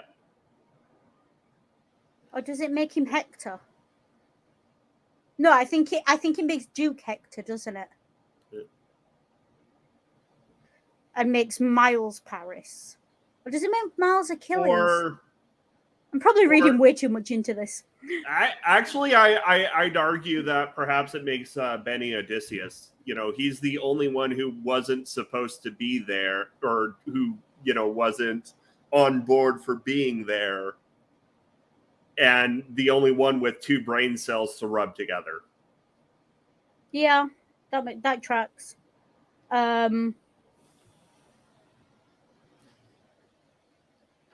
Which makes Duke Ajax, probably Ajax the Greater. Once again, the only trick with a sense of panache, and you stole it from me. That makes Duke My tongue's not behaving. Yes, that's the word I'm looking for. Sorry, my tongue's not behaving today. I don't know why. I think the heat is getting to me and making my brain misfire. No, or whatever. Brain. The brain is braining, but the brain is not mouthing. Like the choo-choo's like on the wrong track. Yeah, brain is not braining. But yeah, there's a lot of like the whole thing of the Ionian Sea. It's not the Ionian, dude. That's the Aegean. Yeah. Wrong side of Greece. Like, I laughed at that. I just laughed when that got pointed out because I was just like, yeah. Or which brings us back to the puzzle box at the beginning of the movie as a metaphor for the movie itself, because the first puzzle of the puzzle box was a stereoscope, which you have to look at cross-eyed to see the picture. Yes, you have to like blur your eyes to see it. Yeah, I've never been able to look at stereoscopes. I struggle with them, but it takes some I can, but it takes me a while. Is that looking at certain illusions? Like it takes me a while to make my eyes switch to the other, to see the other side of it. Yeah. Like the duck rabbit illusion. Yeah. I struggle with that to see, like to. Yeah. Well, like I'm good with those illusions, but I can't look at stereoscopes. I can't see the picture in them. Huh. Interesting. Yeah. To be fair, I just have to take my glasses off and my eyes go cross-eyed naturally, so I can't see.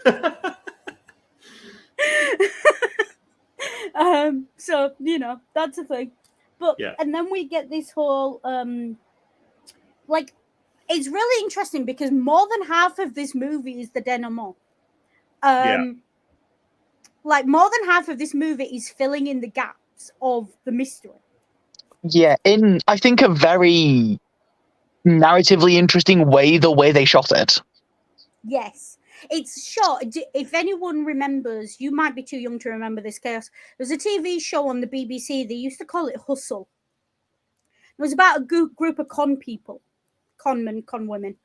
It's starring Adrian Lester, and the idea was you showed me an episode of it or two. Yeah, they'd run the con, and then the last 10 minutes of the episode, every episode, went back and sort of showed you where the cameras kept rolling, but where they'd cut off earlier in to show you how the con was done. So it was a con movie set up like a mystery movie.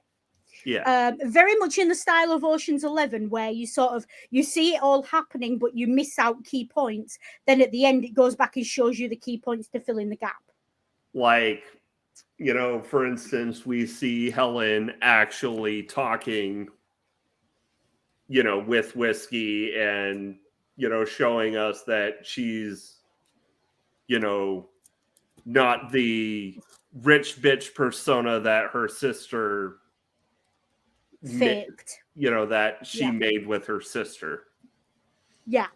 And we have this conversation. Okay, I'm going to say it. Right. And I said it at the start, and I'm going to say it again. Benny and his boyfriend. Okay. That cameo, right, that Hugh Grant cameo is the best, I think, show, don't tell piece of storytelling I've seen in a long time. It's like, he yells at him, "Are you in the bath again?" That's not something you yell at your housemate. Yeah. Like, that's intimate. You then, like, he's baking bread. Like, anyone who remembers, like, how many people tried to bake, like, sourdough starters and shit in the pandemic? Like, when the world collectively lost its mind and decided it was going to try and bake its own bread. Yeah. Like, that's a very specific gag. The way he answers the door covered in flour, like, he's very domestic. Like, everything about their relationship screams domestic. you know, and it's a great bit of storytelling, and it's lovely because you get Benny, who, like, he has no romantic interests in either of the movies. Yeah. And you sort of, a lot of Sherlock Holmes detectives or Sherlock Holmes homages, Yeah. are very asexual in their representation, and that's So, not a bad thing. I feel like But Benny is. Please sorry. let me finish this. Sorry. They're very asexual in their representation because they're queer coded. Because until very recently you couldn't say they were queer, even though it's quite obvious when you read the original Sherlock Holmes that he was queer. He and Watson were definitely together. And so we've had a century of queer coding before it became, asexual but queer coded, until we're at the point now where it's not queer baiting anymore. It's queer coding, and it's blatant, and it's so blatant it's not even coding. It's just there to take it or leave it as you like. Yeah. But it still has to have plausible deniability because it's James Bond. So of course there has to be plausible deniability that he's straight. Yeah. But show me a straight man who sits in a bath wearing that kind of cap. Yeah. Show me. Fezzes are cool. Also, I think not only wearing that kind of cap, but wearing it while smoking a cigar. Yeah. Like, show me a straight man who dresses like that. Do you know what it is? Do you know? I want to see, right? I'm sure someone has made it, like a fan video of Benoit Blanc to the song Gay or European from the Legally Blonde soundtrack. I'd be willing to bet money that exists. I would be willing to bet money that exists because it should. Because that's what it's playing off. It's those tropes it's playing off. He's very well dressed, very well put together. Is he gay or European? My dear, he's gay and European. Yeah.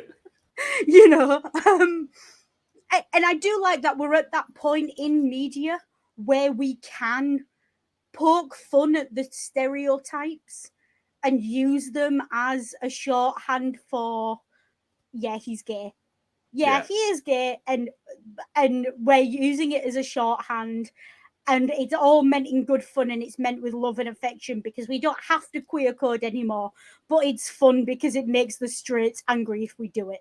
Or it's nice that there's, the 2 seconds of it, but they're not pulling a Disney and crying about, oh, we're putting our first gay character in, for the 500th time.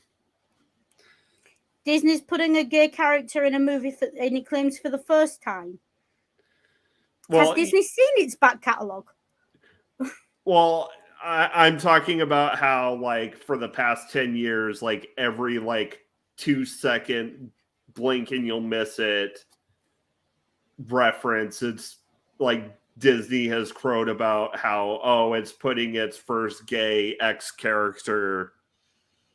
Timon and Pumbaa called, they will not stand for this misrepresentation of their identities.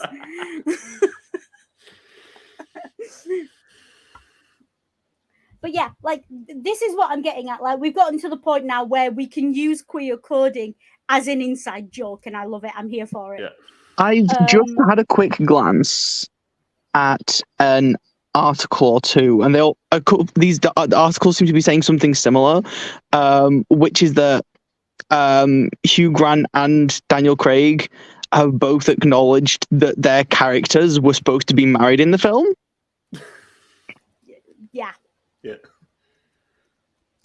But again, it didn't make a big song and dance about it. It didn't make a big hoo-ha about it. Yeah.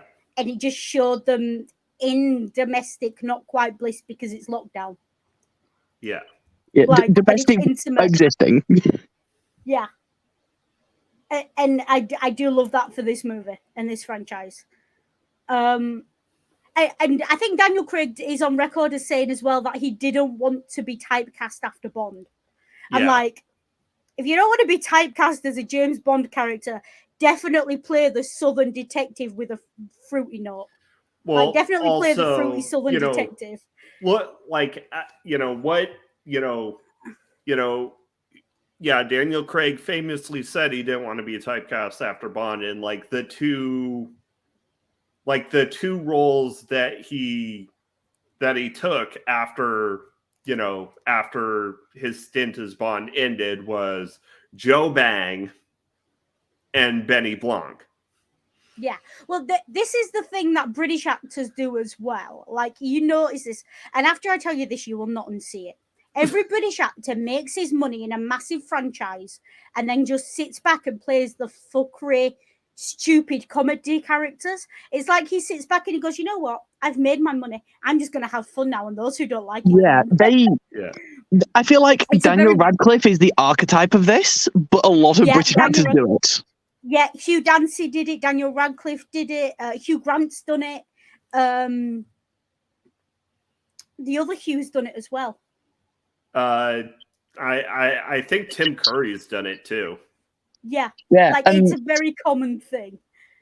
see, obviously, I know that this trope is not really applicable to Jack Black, but I feel like it also feels very like Jack Black. Yeah, like, I've done my serious movies and made my money. Now I'm just gonna have fun. I think Like- I think Jack Black skipped the did my serious movie and made my money. I think he always just jumped in with I'm gonna have fun, even with his Jack big Black movie. and Adams. Like, I'm still waiting for the Jack Black and Adam Sandler movie. I think Jack Black has too much taste to do an Adam Sandler movie. I think they should Yeah, do a movie where Jack Black plays Adam Sandler.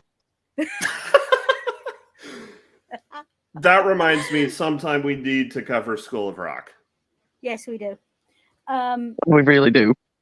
But yeah, so what we have here is we have this character, and then she sits down on his balcony, on his little terrace, and they're having tea, and it's very proper.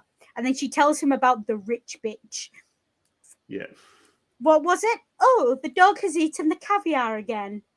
Yeah. Which is just the fuck. Like, that's exactly what normal people think rich people are like. Yeah. And then there's a lot of visual gags in this movie as well. There's a lot of fun visual clues, foreshadowing, mystery elements. Like the idea that she puts the envelope in a scarlet envelope, a scarlet letter. Yeah. Like, again, it's not even subtle. It's not even and subtle. it's marked Love Andy. Yeah, XOXO. Like, it's not subtle. Yeah, and this might just be me, but if I'm remembering correctly, I'm pretty sure that the way they cut the scene with the puzzle box and the way around the phrase Fibonacci sequence, I think they actually cut it a couple of times around that phrase. Yeah. And they did the same thing with the Fibonacci sequence image where the letter was hid. Yeah. I don't know if it was just me, but I feel like that was a parallel there. Yeah, I think it was designed that way, I think. Cool. I'm concerned about reading too much into this because a lot of the stuff I'm reading into it, I strongly agree with. And I'm like, I feel like it's there. But the thing is with this movie is it's very cleverly done and it's designed for you to be able to read into it. Yeah. And you can peel back all the layers. And what you get at the center, it's your glass onion. There's nothing at the center of the mystery in this movie, but there's something else there. There's a clarity and an honesty that the movie is offering you. So this is one of the few movies I think we've ever done where I will hand on heart say I don't think there's such a thing as looking too deeply into it. Yeah. Like the movie is there for you to take what you want to take from it. See, having watched it this morning now, the temptation exists to just go and suggest it to several people who I think would enjoy it. Yes. And maybe a couple of people who I think need to read into it a little bit. Yes. And And the comment about the detective and his southern hokum, playing the idiot again. That's very Columbo, isn't it? Walks in pretending to be like this bumbling little idiot, and they all underestimate him.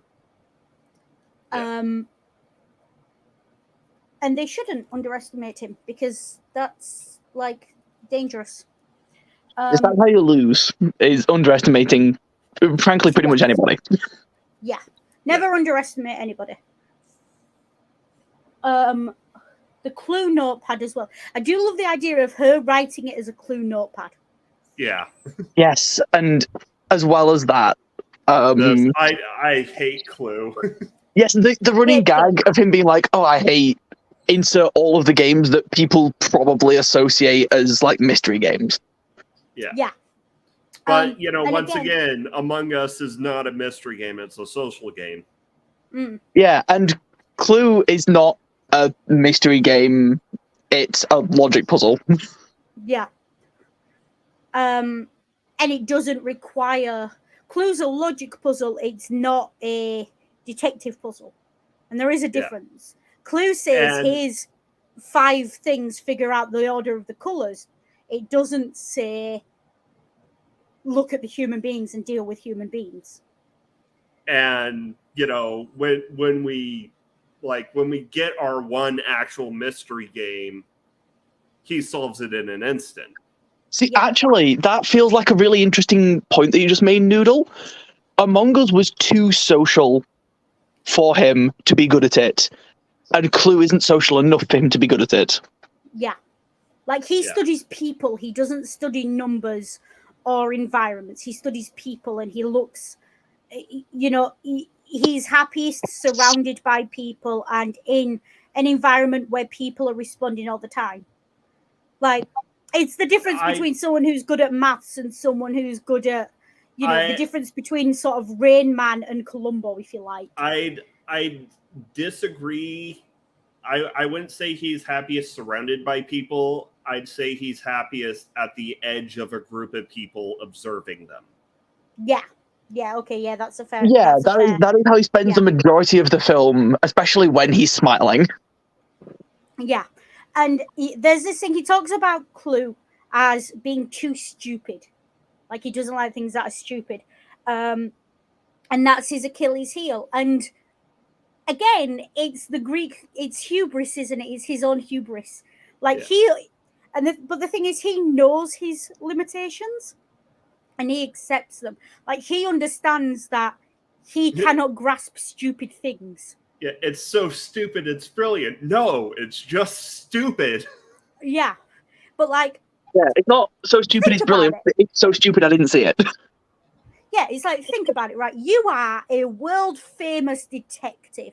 You are a world-famous anything. Let's say you're a world-famous mathematician, and then you see people getting simple sums wrong. That's going to piss you the fuck off. Yeah. Like, you see people doing simple sums and thinking it makes them clever. It's, again, Channel Punching Blog, it's Severus Snape syndrome. It's, I am a genius. I am so far above everyone else on this particular thing, on doing this particular thing, that no one can keep up with me, that I can literally rewrite the textbook as a teenager. And then you put me in a room full of 11-year-olds and expect me not to lose my temper with them because they don't get it. Yeah. Like, that's what Benny's talking about here. Like, he's so far above everyone else, intelligence-wise, so clever, so able to look at the situation and be through. He's playing chess and they're all playing Ludo. This is what's going on here. Like, he's playing really high-level chess and they think it might be a backgammon board, like, and so he's looking at them, and of course he thinks they're stupid. They're not even on his level. And so of course it annoys him then when he sees things that are created to the level of those people down there in the thing he's so good at, he's all the way up here. Yeah. Like, that would annoy me too. Like, you've all seen how mad I get when people who think they can do history try and do history and can't do it. Or or when you get those people who are so wrong they're not even wrong. Yeah, like when you get people who are so wrong, it's not even like you would spend more time teaching them how to unlearn what they think they know than it would be worth to teach them the thing. Or it's kind of like these people are literally so wrong that it's like you gave them a maths question and they gave you the answer. I'd like pie for dinner, please. Yeah. Or rather, how, and I apologize for those who I have told this about before, but I'm gonna bring it up again. That guy on Twitter who asked me, how does science prove that bubble eye goldfish are descended from wild goldfish? And it's like he's there doing high level, like, as an example that everyone will get, just to give an idea, he's doing like quadratic equations, AP maths, and the rest of us are down here learning that 2 + 2 = 4. And he's looking at us, and he's looking at the idiots in our classroom who think 2 + 2 = green, and that makes them clever. And he's going, the fuck? Or actually, to be more accurate, he's doing calculus and everyone else is arguing over basic PEMDAS problems. Yeah, it's like, I don't understand what premise you got wrong to get here, sort of shit. Yeah, it's like you didn't make a leap of logic. You jumped straight off the train. Yeah. Like, I think overboard. I think as well, though, it was interesting a couple of times to see that even though this was the position he was in, he acknowledged when other people were clever in different ways. Yeah. Like, with Helen, when he acknowledged, like, hey, you should drink more. Yeah. Yeah. And he's like, you should drink more, you're good at snooping, you have these skills. And he recognizes skill, and what he does is he recognizes in her what she doesn't recognize in herself, which is skill and ability and intelligence. She thinks, like, she's classic, like, quiet twin, isn't she? Like, she's been left behind. She's got her sister was the big high flying one. Her sister's the clever one. She's just a third grade teacher. Let me tell you something about third grade teachers. Third grade teachers should be given medals, because third grade teachers are the ones who can look at a child and see a child's logic, because children don't have logic, but you have to be able to follow them in order to correct them. It's like children totally follow logical patterns. It's just that the logical patterns built into kids are not the same ones we function with as adults. Yeah, because we've learned different, because the world doesn't work the way we thought it did when we were kids. Though I will say there is a great bit of like miscommunication, dramatic irony in the denouement with Whiskey and Helen. Yeah. Yeah, that was quite fun. Yeah. So, once again, spoilers, because especially since we are talking about the denouement. Yeah. Also, I apologize. I can't help pronouncing that word in anything but the French accent. I don't know why. Yeah, because it's a French word. Yeah, but, we're speaking English. But anyways,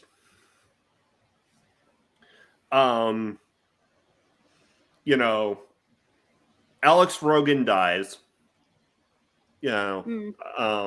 Apparently of poisoning, but I kind of called that it was something he was. I kind of called that it was anaphylaxis when we saw it the first time. Yeah, because you see the way he's choking, and that's classic anaphylaxis. Yeah, it was like that's not a poison, or not, at least not one of the common ones. Yeah. And if you did pick up on him saying he's allergic to pineapple earlier, and Yeah. you saw Miles go to the drinks cabinet before sitting down, it's very easy to put that bit together. Yeah. And it's meant to be. That's the point of it. But anyways, during the denouement, Helen tells Whiskey that she deserves better than Alex Rogan and needs to break up with him. Yeah. Now, she's not in the room when he dies. So while she's looking for the envelope, Whiskey comes in distraught because he just died in front of her. And Helen thinks she's talking about having broken up with him. Yeah. And she doesn't realize that he's dead. And so Helen thinks that, or Whiskey thinks that Helen was the one who killed him. Well, I mean, if someone said those things to me about someone I'd just watched die, I'd probably suspect them as well. Yeah. Whiskey made a reasonable jump of logic. Yes. Whiskey is the only one in this movie, apart from Benny himself, who makes reasonable leaps. Like, who makes reasonable assumptions about things. Besides maybe Mr. Stoner. Yeah, and I think she's she also, like, she talks about Miles as he's a complicated guy. His feelings are no, he's not, darling. No, he's not. And you know he's not. He's not. You just know that he likes to be treated that way, and that's the way to, finesse him. Yeah, so if you think you're talking to someone who's also in his pocket or who's going to report back to him, that's what you're going to say. Whiskey's very clever. Whiskey's a very intelligent woman. And she's honestly the only character I wish well of that core group. Yeah. Whiskey and maybe Peggy, but Peggy kind of fades into the background. Well, the thing with Peggy is, right, Peggy, I have less sympathy for Peggy, mainly because she made her own bed. Yeah. Like, she's worked for Birdie for 10 years. She knows what Birdie is. She could have got out anytime she liked. Yeah. Birdie hit, she's her resume. The microcosm. Yeah. She is to Bernie as Bernie is to Bron. Yeah. Like, she's sucking on the tit. She's, she's not doing her own thing because she's blinded by Birdie's, I mean, so's Whiskey, but Whiskey realizes that, and she's trying to get herself into a better situation. Like, Whiskey's using Duke to get a better situation, but she's already seeing that that's not going to end well. Yeah. So it's just telling about the characters.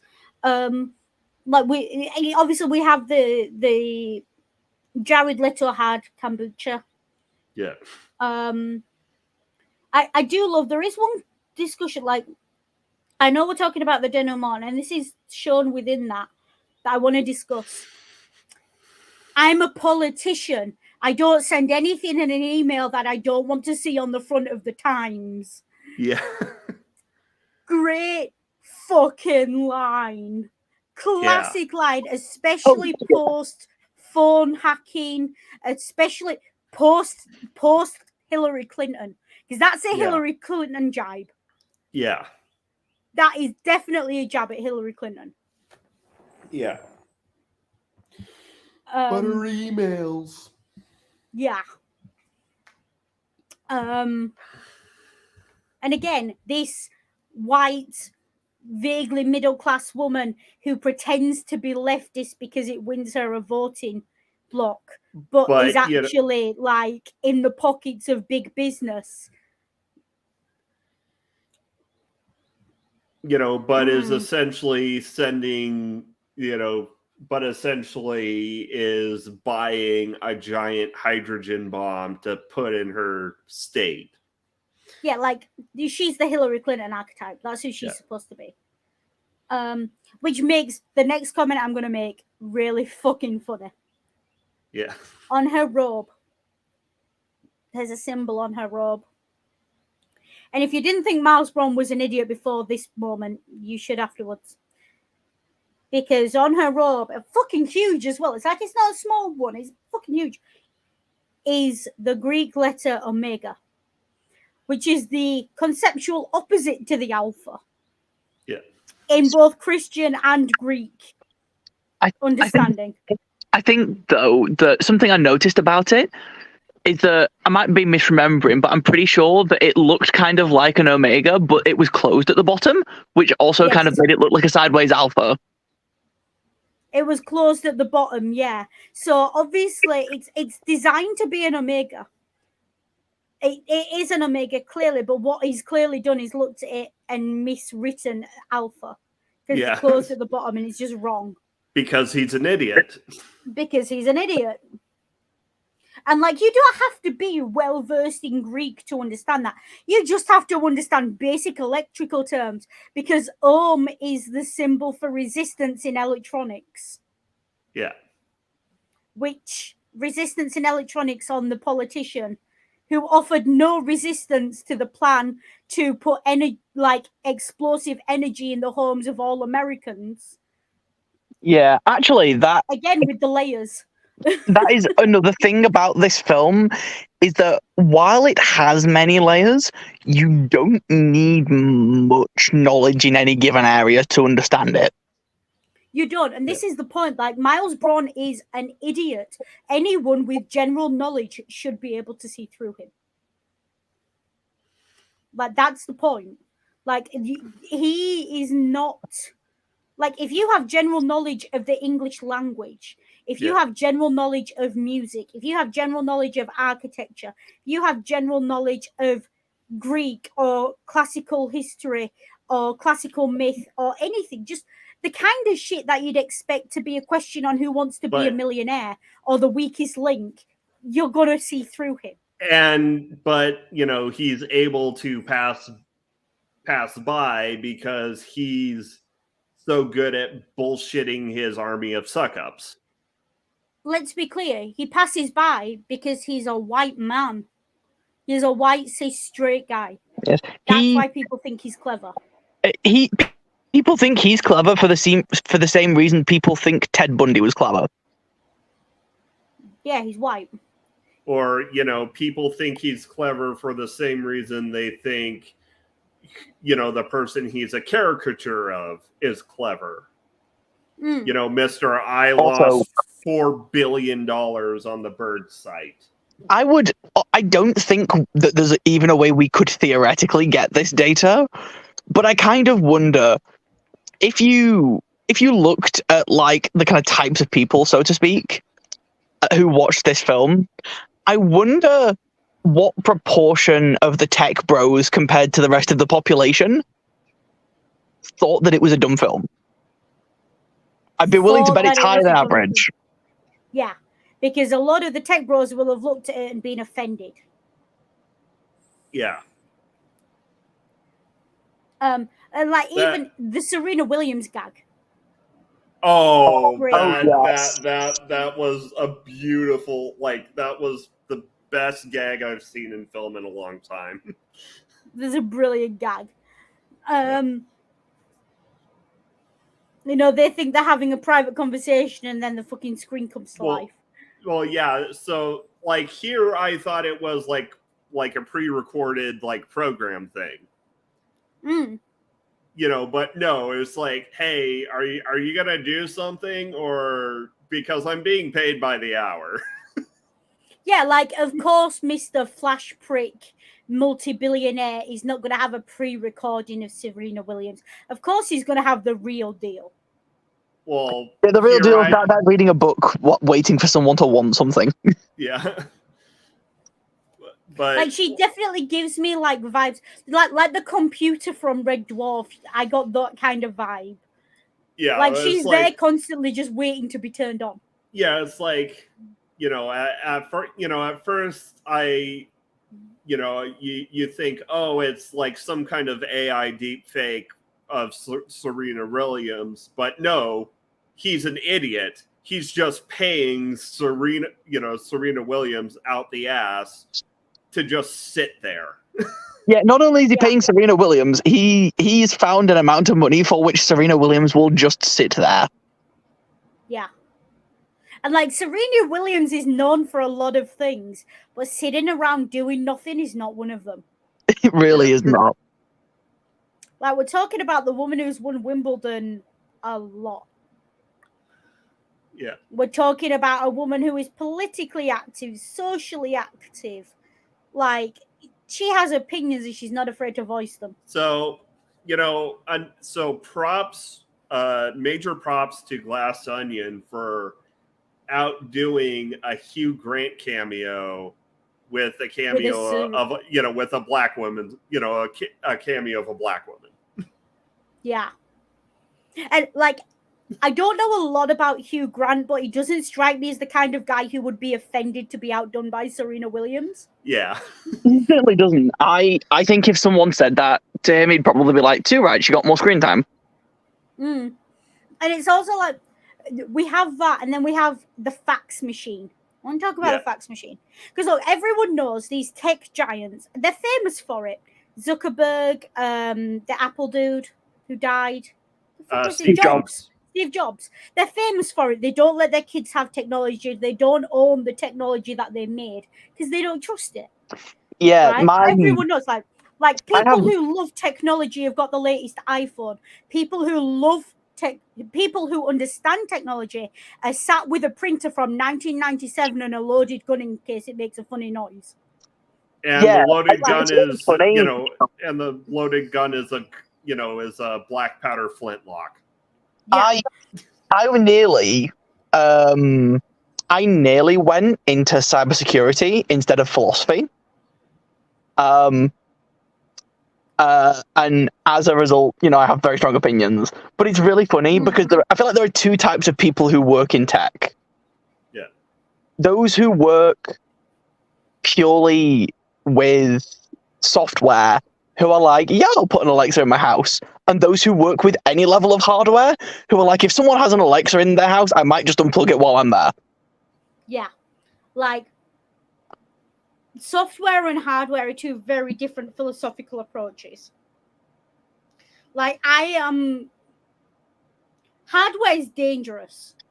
Software is getting to that level of dangerous these days. Slowly. Yeah. But until software can actively catch fire in the middle of the night, I'm keeping an eye on the hardware. I'm switching it all off at the wall before I go to bed. And the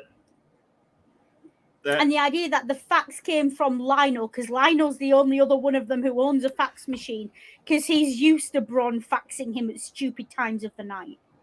Yeah, and also he's the engine. He's the Wozniak to Bron's Jobs. Yeah. Alpha. What was the name of Trump's news channel? One America News Network. One America Alpha News. Yeah. Yep. Like, it's not even subtle. The first, one, the primary, what is it the Christians say? The beginning and the end, the Alpha and the Omega. Yeah. Again, that's what that's geared at. And how they like to brand themselves as the disruptors, but they're not the disruptors. They're the ones keeping the system running. Yeah. And this is a thing you see with tech bros, and this is a thing you see with bias declaration. In case you hadn't noticed, I'm left wing. But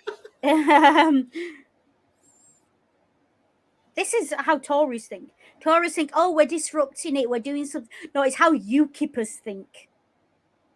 Oh, we're disrupting it, we caused Brexit, we did this, that, and the other. No, what you did, and I freely admit I voted for Brexit, but for a totally different reason. But what you did was uphold structures of racism and intolerance and bigotry that we had every opportunity to tear down, but you weren't fucking brave enough to do it because you swallowed the propaganda. Yeah. And this is what all those people have in common. Like, they think they've broken something and made something new, but what they've actually done is entrenched themselves more deeply in the pre-existing structures that keep everyone down. Like how, or, you know, like how Whiskey thought that, you know, being Duke's girl was her ticket to the top, but she's realizing that attaching herself to his toxic manosphere brand is just torpedoing her chance at, trying an for actual career. Trying for an actual career in politics. Yeah. Like, and again, with the, you can attach yourself to a toxic man and try for a career in politics. It's like, like, at some point, Melania is going to try and run for office. Yeah. Like, she's going to try. And she's basically that's the archetype Whiskey is of. She's obviously, Melania can't necessarily help it because it's her old man. Yeah. But that brand is never going to leave her alone.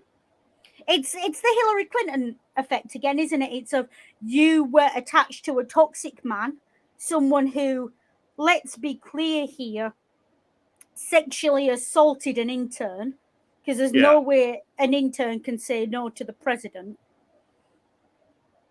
You attached yourself to that brand and it came back and bit you. Yeah. You decided you were going to stand by that man, even after the dress was released to the public. Like, I see, when you just said that, then I don't know what it was about that, but it just reminded me of something about the invitations they received at the start of the film. The fact that they had an evil eye on them. No, they had the Turkish, the Turkish eye of protection. Oh, is that what it's called? I thought I might have mixed two symbols up there, I think. No, it's the Turkish eye. Because Turkish or Tunisian. When I've Googled evil eye, that is the image that's come up, and it says it's the evil eye symbol. Oh, yeah, no, it's the Nazar Bon Cook, the jealous and envious look of others, which, according to popular belief, would have the power to cause various misfortunes to a person or property. Turkish people believe this amulet protects its holder from the bad energies by absorbing them. There we go. So we were both kind of right there. Yeah. Yeah. The Nazar. So yeah, it's an evil eye, but it's protection from the evil eye. Which is interesting. The idea that it absorbs, like, he sends his friends something that's got protection from them and their covetous eyes. Like, he knows what his friends are. Like, that's not subtle. While inviting them to a murder mystery weekend where he's the victim. Yeah. Like, if it was literally anybody else, I'd say he has to know. But it's him, so no, he doesn't. Yeah.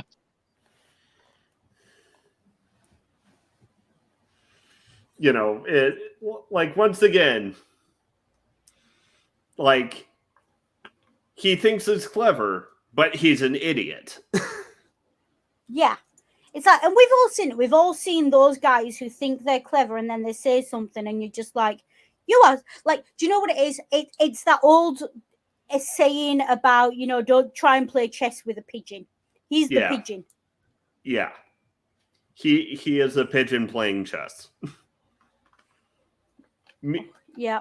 You know what? So all of this, like, discussion about Benny playing, comparing it to playing chess. No, Benny isn't playing chess. Benny's playing Risk. I mean, no, Benny's playing poker, but Well, in in terms of strategy games, Risk is a lot closer to poker than it is to chess. I feel like it's a bit. I feel like it's a But bit again, he's playing the people, not the game. Yeah, and Whereas it's a bit less they're playing the game. ubiquitous in terms of an understanding of what this means. But I know you will, Ring. It feels like other people are trying to play Go Fish and he's playing Magic. yeah, Yes. yeah, Like, you know, like I said, he's doing high-level quadratic equations and they're saying 2 + 2 = 4. Yeah. Because the reason I make that comparison is that in Magic, not only have you got to build your deck well, you got to play the politics game of how is everyone else doing their things at the table. Yeah. or Also, that reminds me, I got one of the best compliments I've ever had in my life this week. Someone told me that I play poker like a crazy person. like, That is a pretty good compliment, actually. or like to make my risk analogy more to draw out my risk analogy, like everyone's fighting over Africa, everyone's fighting over Asia to try and get the most points. Meanwhile, Benny's sat on Australia. Benny's just sat on Australia watching them tear each other apart and waiting for his moment. Yeah. Yeah. Also, Exactly what's going on there. Yeah, the whole waiting for his moment thing. That was like a genius reveal with the Benny putting something in Helen's hand. Yes, that was brilliant. Like I sort of, again, it's one of those things. If you know, you know, and if you've been paying attention, you know exactly what he put in her hand. Yeah, but it's still a fantastic reveal. Oh yeah, it's a well-built twist in that if you were paying attention, you got it, and if you weren't, you didn't. Yeah, and then he talks about the one murder with any panache, and again, when he burns, this is the thing about Bronn. He steals other people's ideas so quickly; it's natural to him. He's like a frigging, what are those birds that nest in other birds' nests and like eat their babies? He's like a cuckoo. Like his friend says, and you didn't burn the envelope, and then he immediately burns the napkin. Yeah. Like he just does it without thinking. And then you get the yell from, I think it's Whiskey who yells it out. It's like, what is reality? Which is the entire central thesis of this movie of what is reality? Reality is whatever the richest person in the room says it is. Yeah. Or at least it is while you're still on the hook to them. I do want to point out during, like, she has her, like, it's really funny because it sets her up for having a third act breakdown. Yeah. But it's not her third act breakdown, it's his, and he's so stupid he doesn't even realize it is. And she says that after, Helen, walks in covered in what we know is, Jeremy Renner's hot sauce. Yeah. Again, what is reality? Reality is a matter of perception. And this, again, speaks to the philosophy Chaos was talking about of how do we know what we know? The epistemic... Chaos, the word, please? Epistemic. You were pretty close there. Epistemic. Yeah. Again, I just, you know what I'm at with words. I know the concept. I don't necessarily know the word. But at least when I try and use the word and I talk around it, I'm doing it correctly. Yeah. Like for instance, like, you know the concept, but not necessarily the word. He knows the word, but not the concept. No, Bronn knows neither, but pretends to know the word. Yeah. And it's this is why I have a Tumblr account, and at the top of my Tumblr account, one of the first posts I put out was, if you are here to discuss philosophy with words that have more than 6 letters in them, you are in the wrong place. Yeah. I don't do jargon. You can't explain your philosophy to me like I'm a 5-year-old. You don't understand it, and I don't have to listen to you. Yeah, like as a philosophy student, it's really funny watching the difference between... There are 3 categories of students with me on my course. there is the students who have a list of keywords in front of them with a little glossary so that they can understand what the fuck everyone else is talking about. Mm. Yeah. There are the students who have learned all of the words and have a rough idea of what they mean the same way we do with commonplace language, but they don't necessarily know it well enough to explain it. Like if you ask someone to explain various words, like weirdly, I've come across this with the word like miracle before, where it's been like, what constitutes a miracle? And a lot of people, especially without a religious background, will just be like, oh, it's just when something really unlikely happens, right? No. And it's like, no, not really, no. But I feel like it's like that for this second category. And then the third category, which I like to think I fall in, but I'm careful of being too confident about that, is people who know all of the words and can explain them, like with a little glossary. Yeah. But then I also see sometimes on social media, you see certain people, and some of them are lovely, so I'm not going to name any names, who you read their tweets and it's a word salad. It is. Like, it is an absolute word salad, and it does make sense if you understand all the concepts they're talking about. But they tweet in such a way that their language gatekeeps anyone from accessing what they're actually saying. And it's like, you don't need to use your $10 words on Twitter. 50 cents will do. Or a more apt analogy would probably be a certain Dr. Lobster who uses all of his $100 words to say essentially nothing. Yeah. Or to, throw out fascist dog whistles. And I will explain what this means in a second, but I'm doing it for the bit of not explaining technical terms. I feel like the way that people use these words sometimes creates a logical explosion. Yes. And what a logical explosion actually refers to is it's a thing within paraconsistent logic, which is a subset of logic where things can be true and false. Where double think for those trying to keep up. Basically, very broadly. Yeah, very broad. Basically, a logical explosion is where, as a result of a logical argument, literally everything is true. Yeah. And it's usually when we see those sorts of arguments, we just kind of go, there is clearly something wrong with this. Yeah. But we don't know what.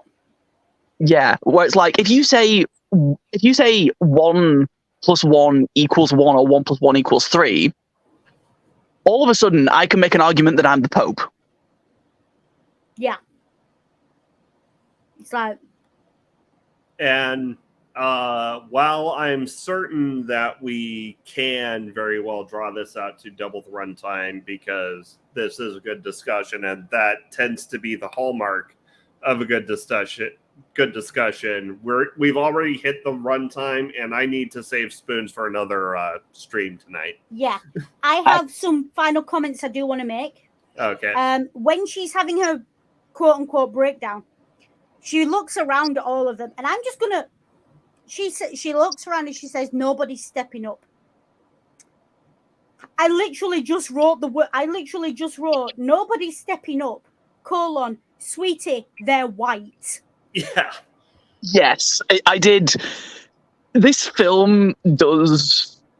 This might just be me being from the UK, where obviously race and class do have a pretty strong link. But it did feel like it was as much a race commentary as a class one. Yes. I mean, the idea of the only other black character wears a wishbone on his collar. Yeah. I mean, to be fair, in terms of Americans, sociopolitics, for the most part, class commentary is race commentary. Yeah. Oh yeah, it's true in both the UK and the US. There are other countries where it might be more so in the US, but in the UK, it does stand like that intersectionality does exist. Like like the one counterpoint to where class commentary and race commentary isn't necessarily the same thing is like the one other movie we covered this month, Logan Lucky, where it's about white poor Southerners. Yeah. And again, that brings me on to the other point I want to make about Benny and something he says to her. He says, I can turn to the court, I can present the information, but this is where my jurisdiction ends. I'm not Batman. Especially for a detective character. We are so used to having these action hero detective characters who go well beyond the jurisdiction of a detective. Yeah. We are so used to seeing police break that line of right and wrong and enforcing the law and going further. Like, and what Benny very carefully does, and I think this is very much a symptom of the fact that this film is post BLM. Yeah. Is that he stays on his side of the line. Like, his side of the line says, no, I can find the information, I can present it, but that's where my jurisdiction ends. I am detective. I am not judge, jury, and executioner. And that is really the only way you can make a police adjacent character sympathetic anymore.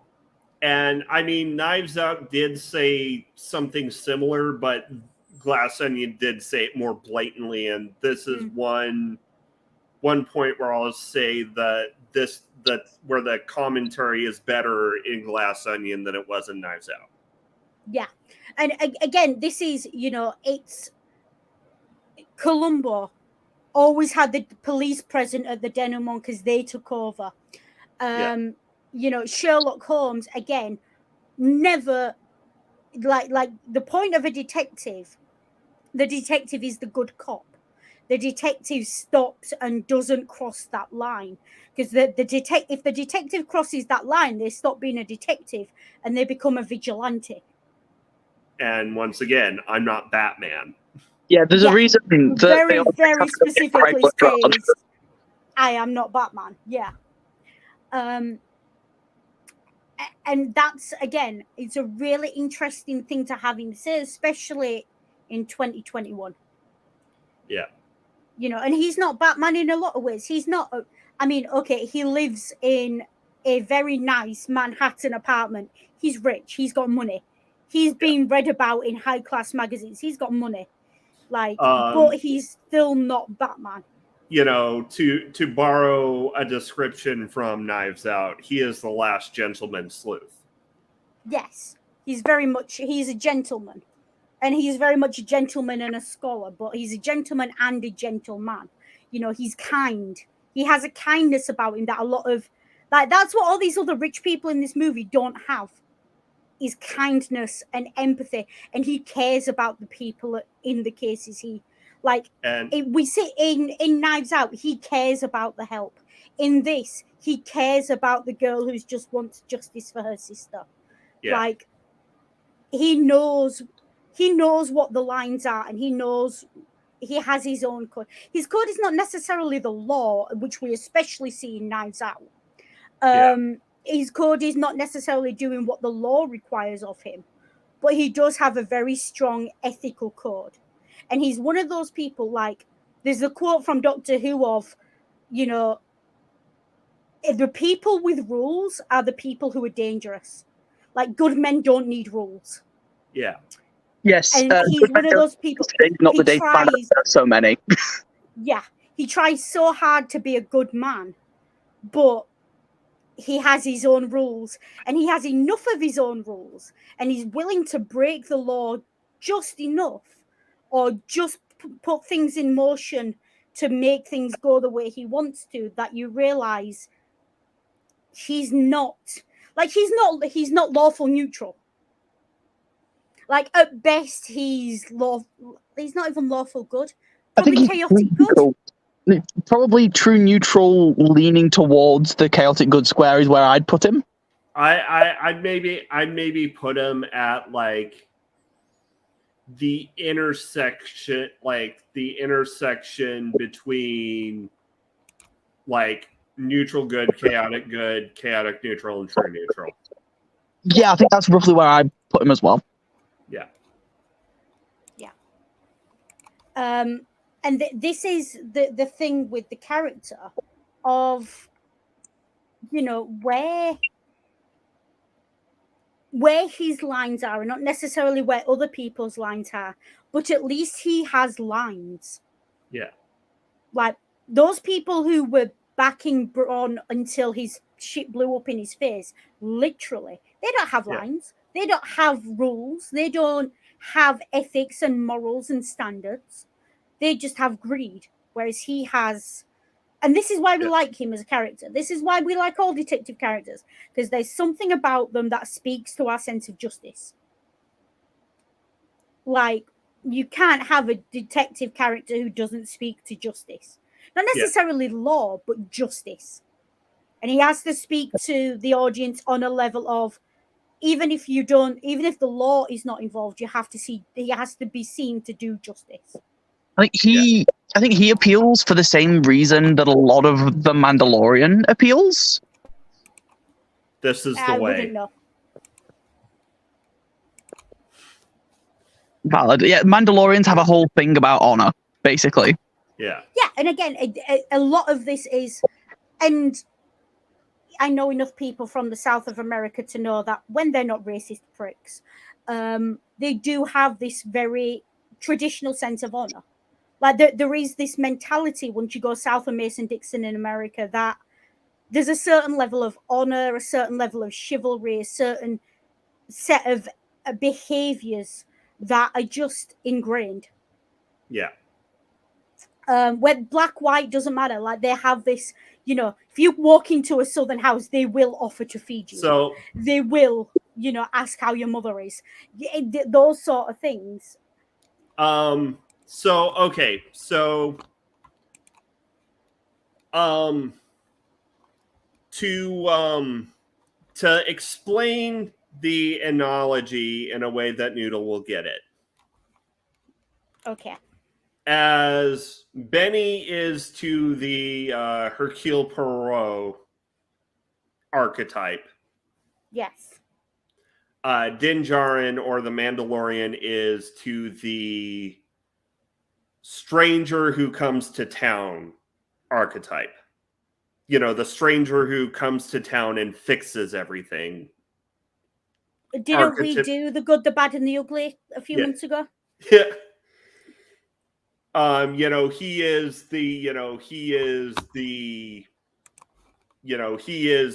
man with no name. He is the grasshopper of the Kung Fu movie series or TV show. He is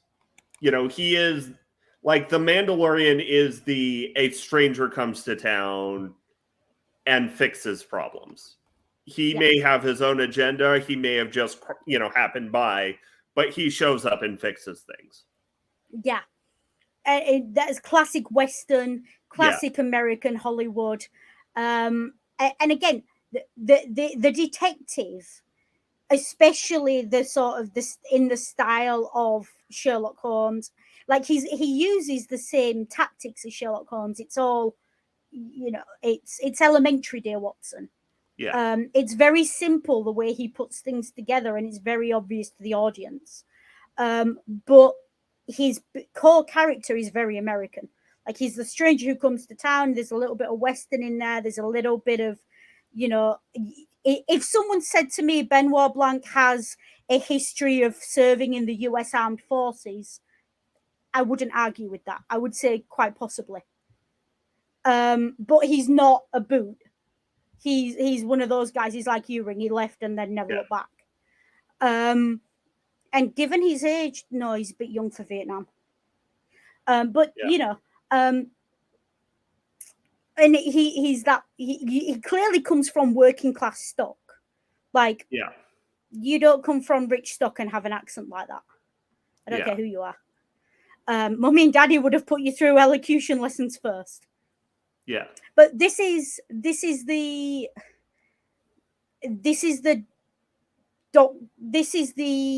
character at its core. Like the Sherlock Holmes character, what a lot of people don't realize, because you do see it, some adaptations of Sherlock Holmes try and make him this vaguely aristocratic character. Yeah. Sherlock Holmes is not an aristocrat. No, he hangs around gay bars and poor dockside areas.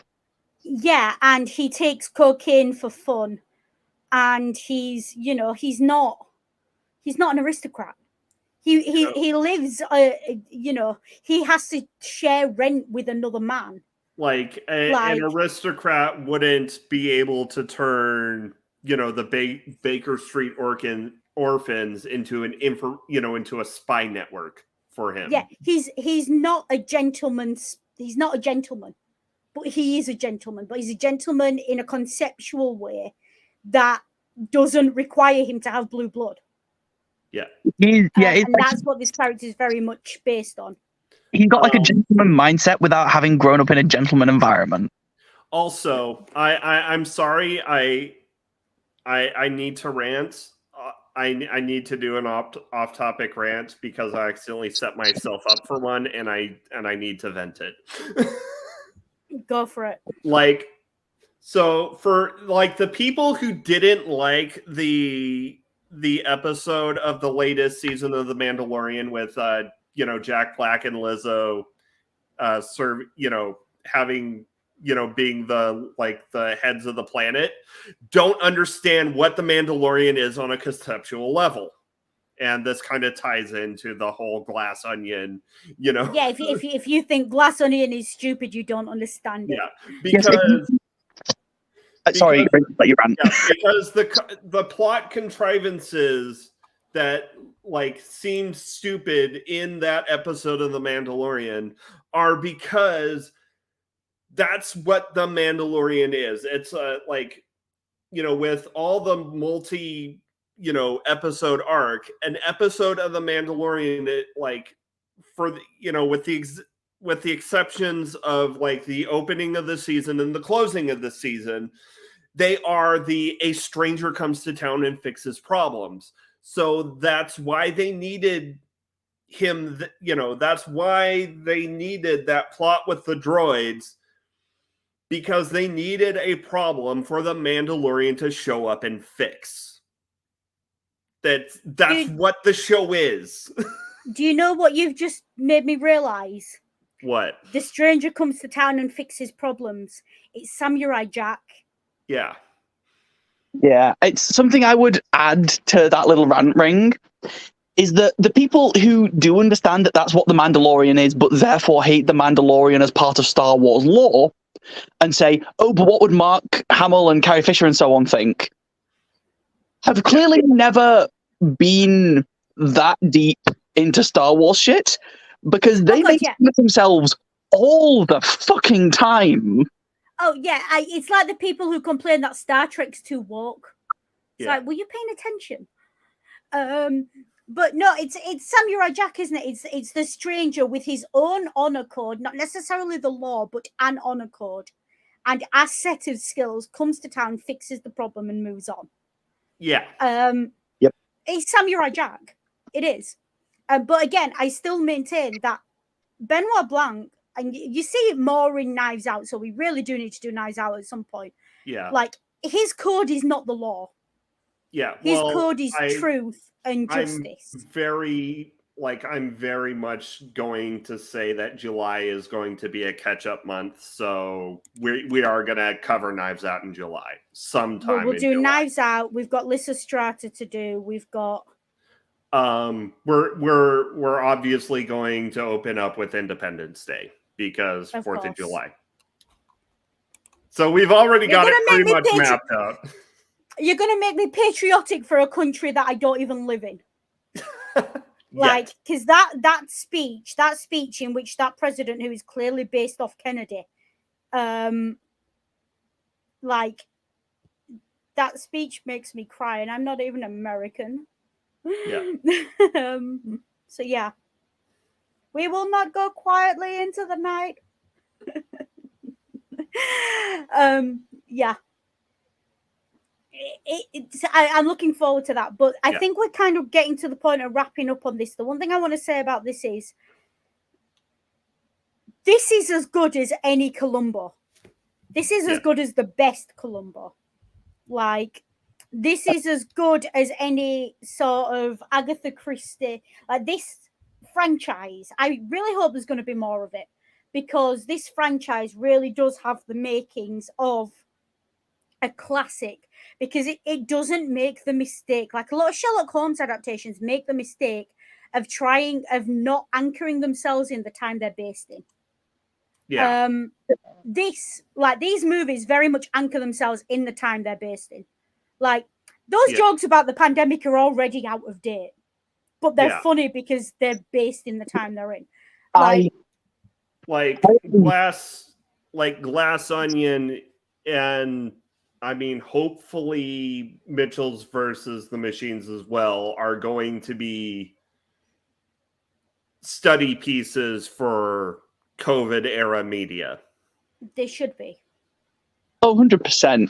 My only concern with them making more is what I've heard affectionately referred to online as the Shrek 3 effect. Yes. There will come a point where they will run out of good material.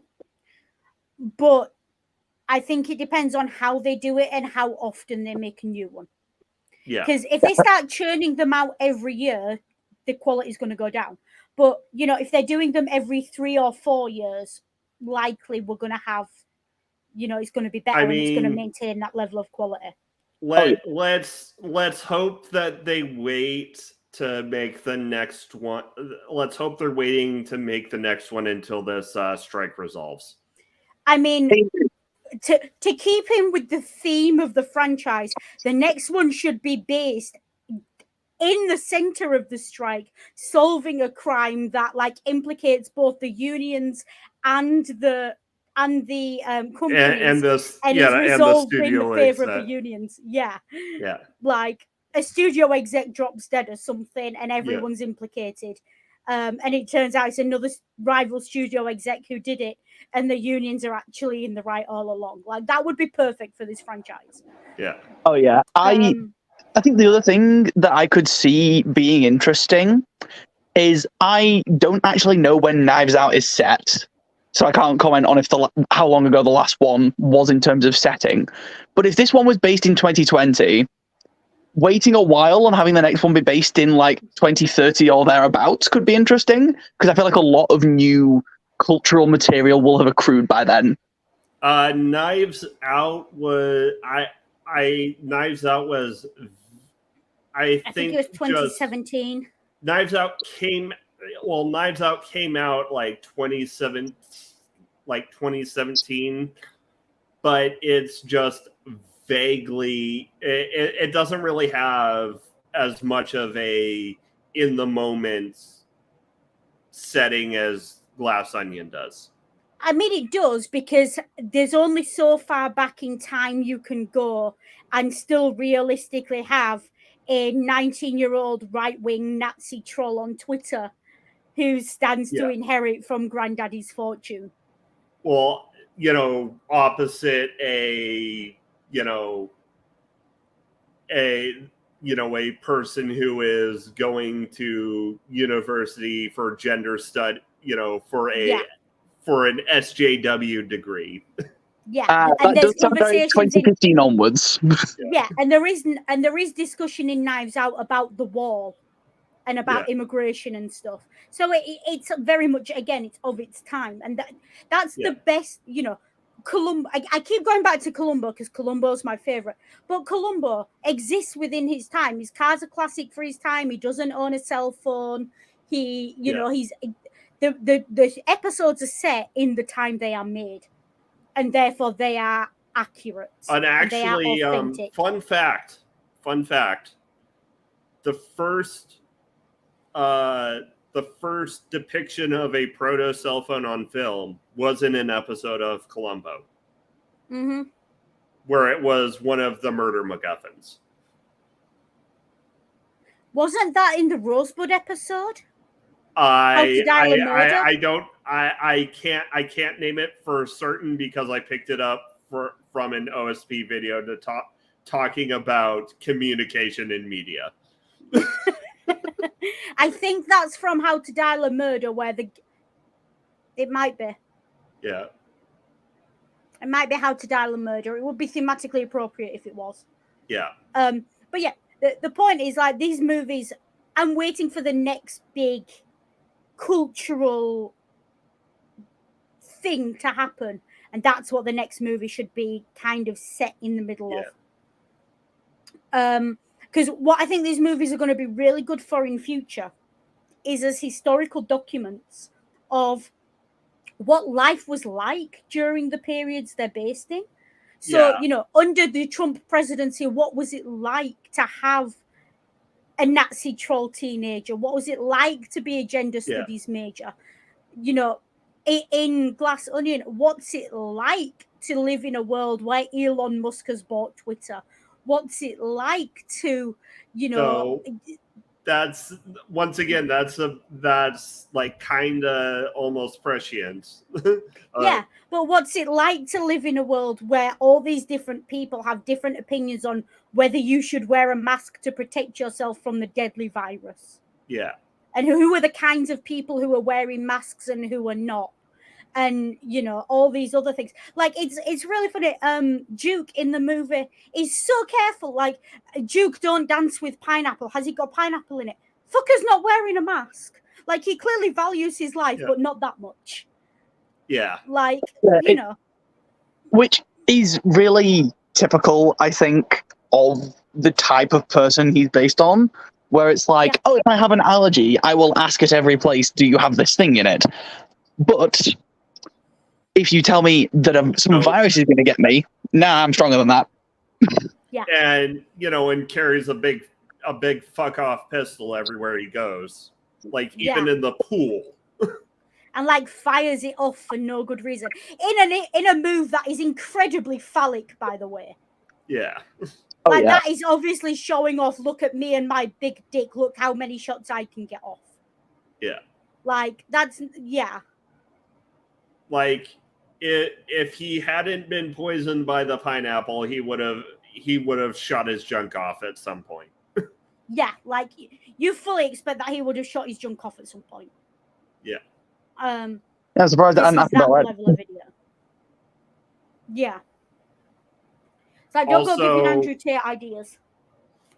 Also, or do. Also,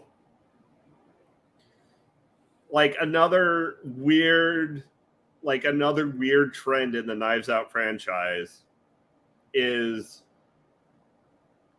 taking a former MCU sweetheart and just playing them as irredeemable assholes, and the actor knocking it out of the park. So props to Dave Bautista for his portrayal of Duke.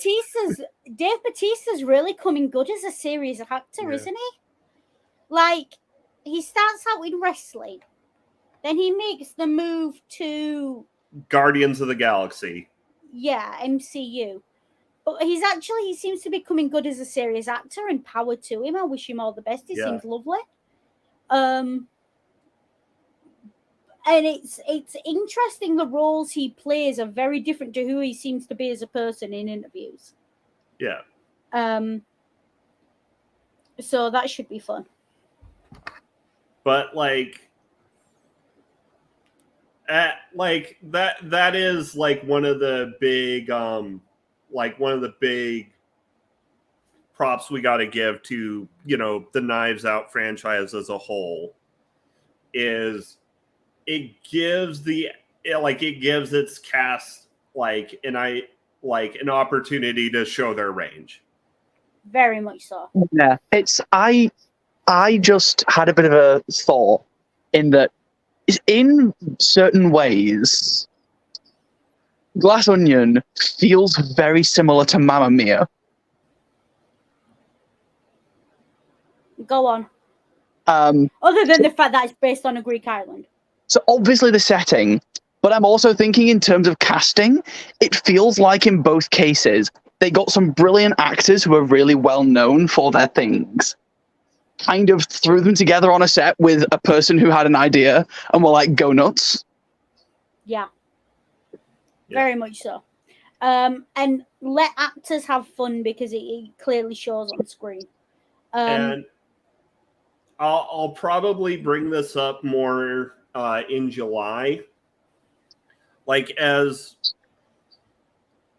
good as Glass Onion is a social commentary, it feels like Knives Out is going to be seen more as the timeless classic because a lot of its social commentary is hidden in its genre commentary. Yeah. And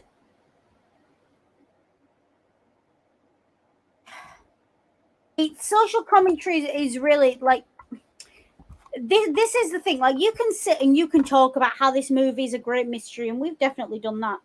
Yeah. But this movie is first and foremost a social commentary. Yeah. Like, it's using the mystery as a prism through which to discuss social issues of the day. And that's why it works so well, that it is grounded in its time. Like, it couldn't make the same commentary it's making if it wasn't based during the pandemic. If they weren't breaking lockdown rules to even be on that island. If the, It's... I feel like You we know- could probably go for at least another hour again if we wanted to keep talking because there are so many interesting bits. Like for example, the governor saying, you can't call the authorities. What would the press think when it comes out that I was on, that I was at this island during lockdown where a men's right activist was murdered? Like, that entire sentence is just a ride. Yeah. That's the kind of sentence you get at least 48 hours on the news cycle out of. Yeah. And again, like, and again, it's very prescient because in the British news, again, we are seeing politicians who breached lockdown rules. Seeing it again, same politician. And that same anger that people have got of, I had to say my goodbyes to my dying relative on Zoom while you were drinking champagne at Checkers. Yeah. Like, one rule for us, another rule for them. And this movie is very good at drawing that distinction out.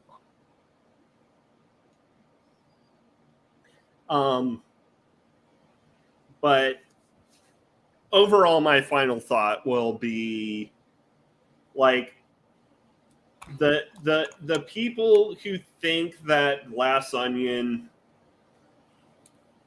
is a mediocre movie are very much the same class who feel like season 3 of The Mandalorian was too much of a departure, or that Star Trek is too woke nowadays, or that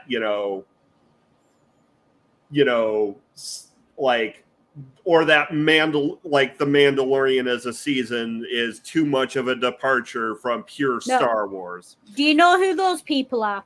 Yeah. Those are the people who think you can put on a stage show of Life of Brian and not have Always Look on the Bright Side of Life as a song. Yeah, or the same people who like to claim that they're producing it in conjunction with Eric Idle right before Eric Idle says, "Fuck you, I have no part in this." Shots fired. Yeah.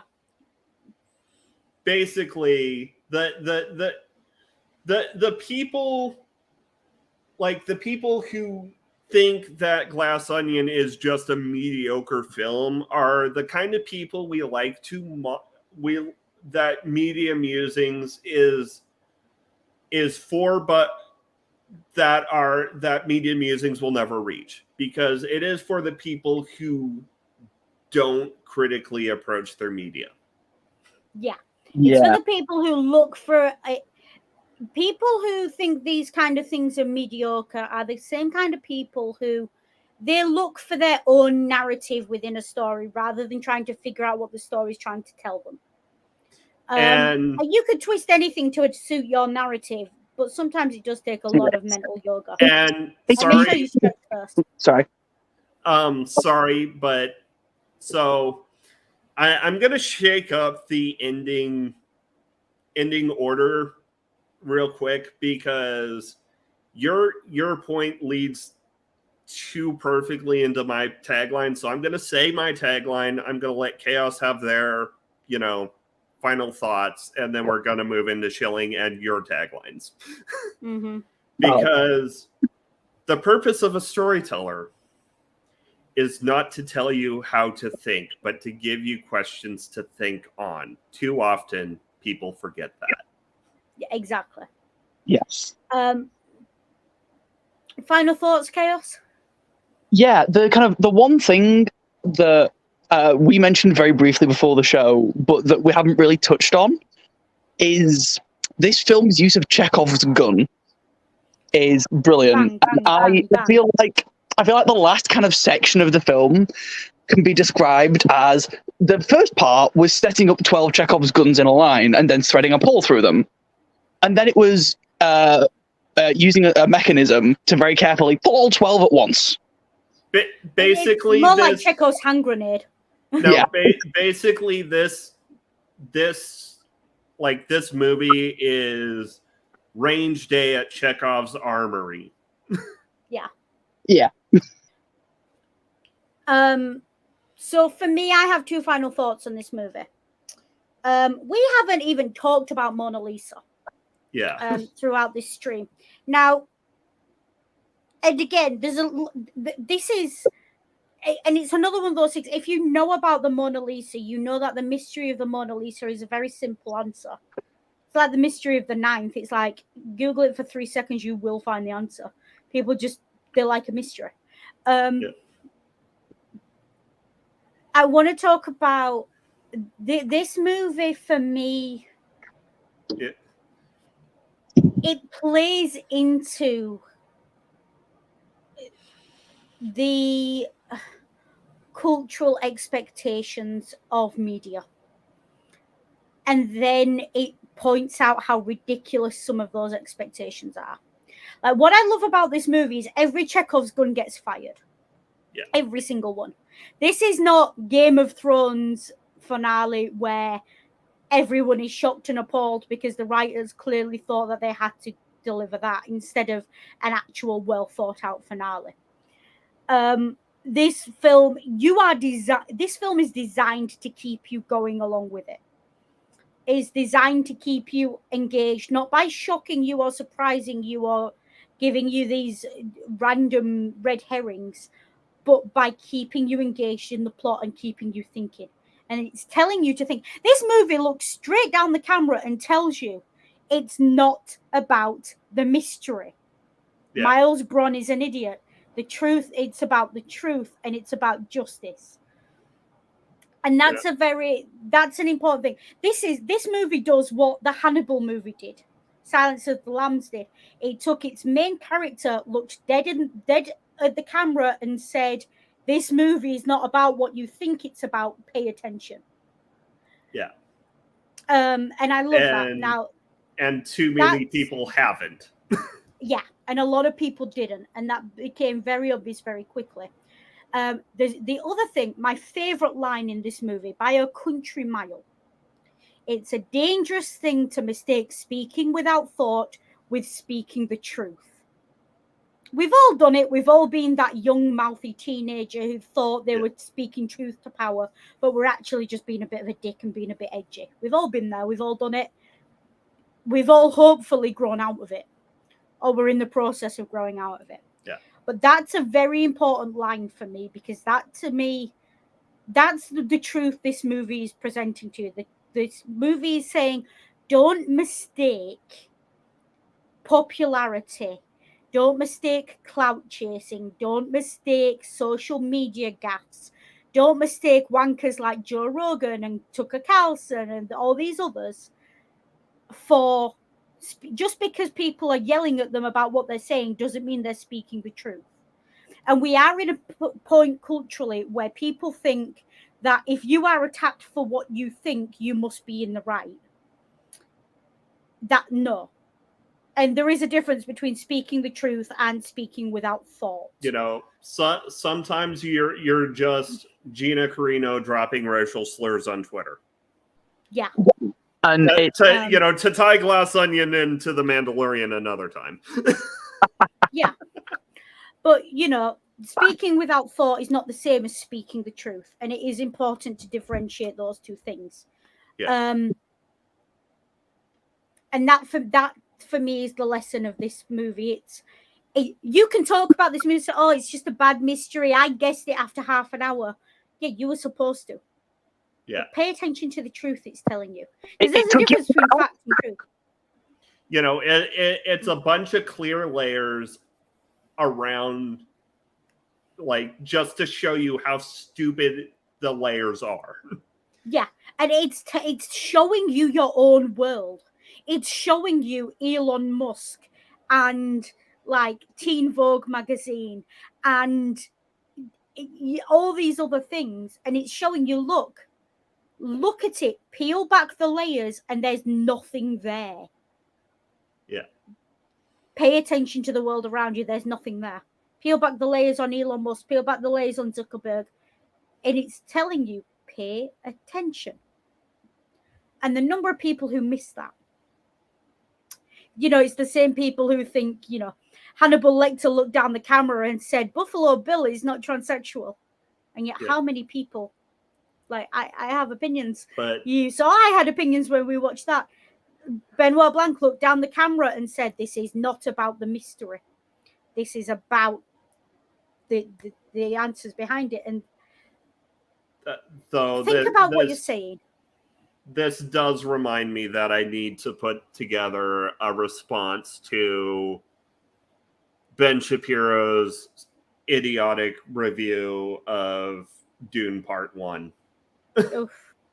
But yeah, what I'm basically saying is think about what you're saying. Like, I come across as really not as saying what I think, and sometimes speaking without thought. But I don't speak that much with. Occasionally, I get on my high horse and I don't pay attention to what I'm saying. But that's quite rare. And you can speak the truth, but do it thoughtfully and pay attention. And what this film is telling you is that it was put together thoughtfully, and it is telling you something that you shouldn't just dismiss. And for me, that makes this film, I think, probably one of the most important films of the decade. Yeah. And I know it's early to say that it's only 2023, but I think this film will be looked back on as one of the most important films, if not of the decade, at least of the pandemic era. Yeah. And it is a rare thing, I think, especially at the moment, that a film does meta commentary on itself. Yeah. Yeah. There's so many layers. It does meta commentary on itself, on the world around it, on the context it's released into, on the intertextual context, on the on the story it's telling. It's a very, very dense film. Yeah. But you can also just sit back and watch it with popcorn and enjoy the explosion at the end and have a sing-along to Mona Lisa Smile, because why wouldn't you? Yeah. So I know definitely Noodle and I have things to shill, but Chaos, do you have anything to shill? I do not, unless people want to hear about my exams. I'm just trying to get through those at the moment. And so Noodle. Well, speaking of exams, I am currently writing a thesis. I'm writing my thesis on coping mechanisms of grief during the pandemic. So again, very fitting that I'm plugging this at the end of a movie about, like, very much based in the pandemic. What I'm looking for is people who've had a bereavement, like, so they know someone relatively close to them who's died of COVID or COVID-related complications, but who isn't going through a mental health crisis as a result of that. And I know that's a really tiny proportion of people, But if that is you, please do my survey and let me know if you'd be willing to have a follow-up interview. What I'm trying to do is find those people, figure out what they got right that the rest of us got so catastrophically wrong, in order to inform my own understanding of how we help people get through bereavements.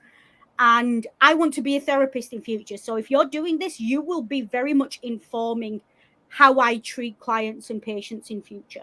You will be helping me help other people. So please, if you've got some time, there's no monetary gain. It's all ethically approved.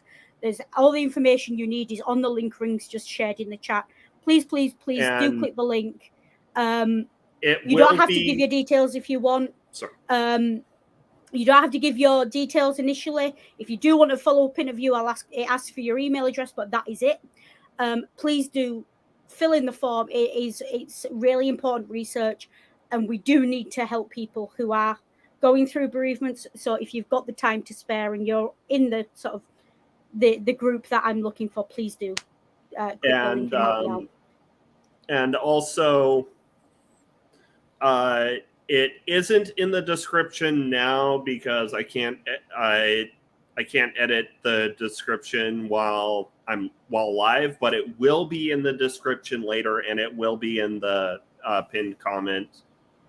Also, the family GoFundMe is still live, and it is still in the description because I just copy pasted.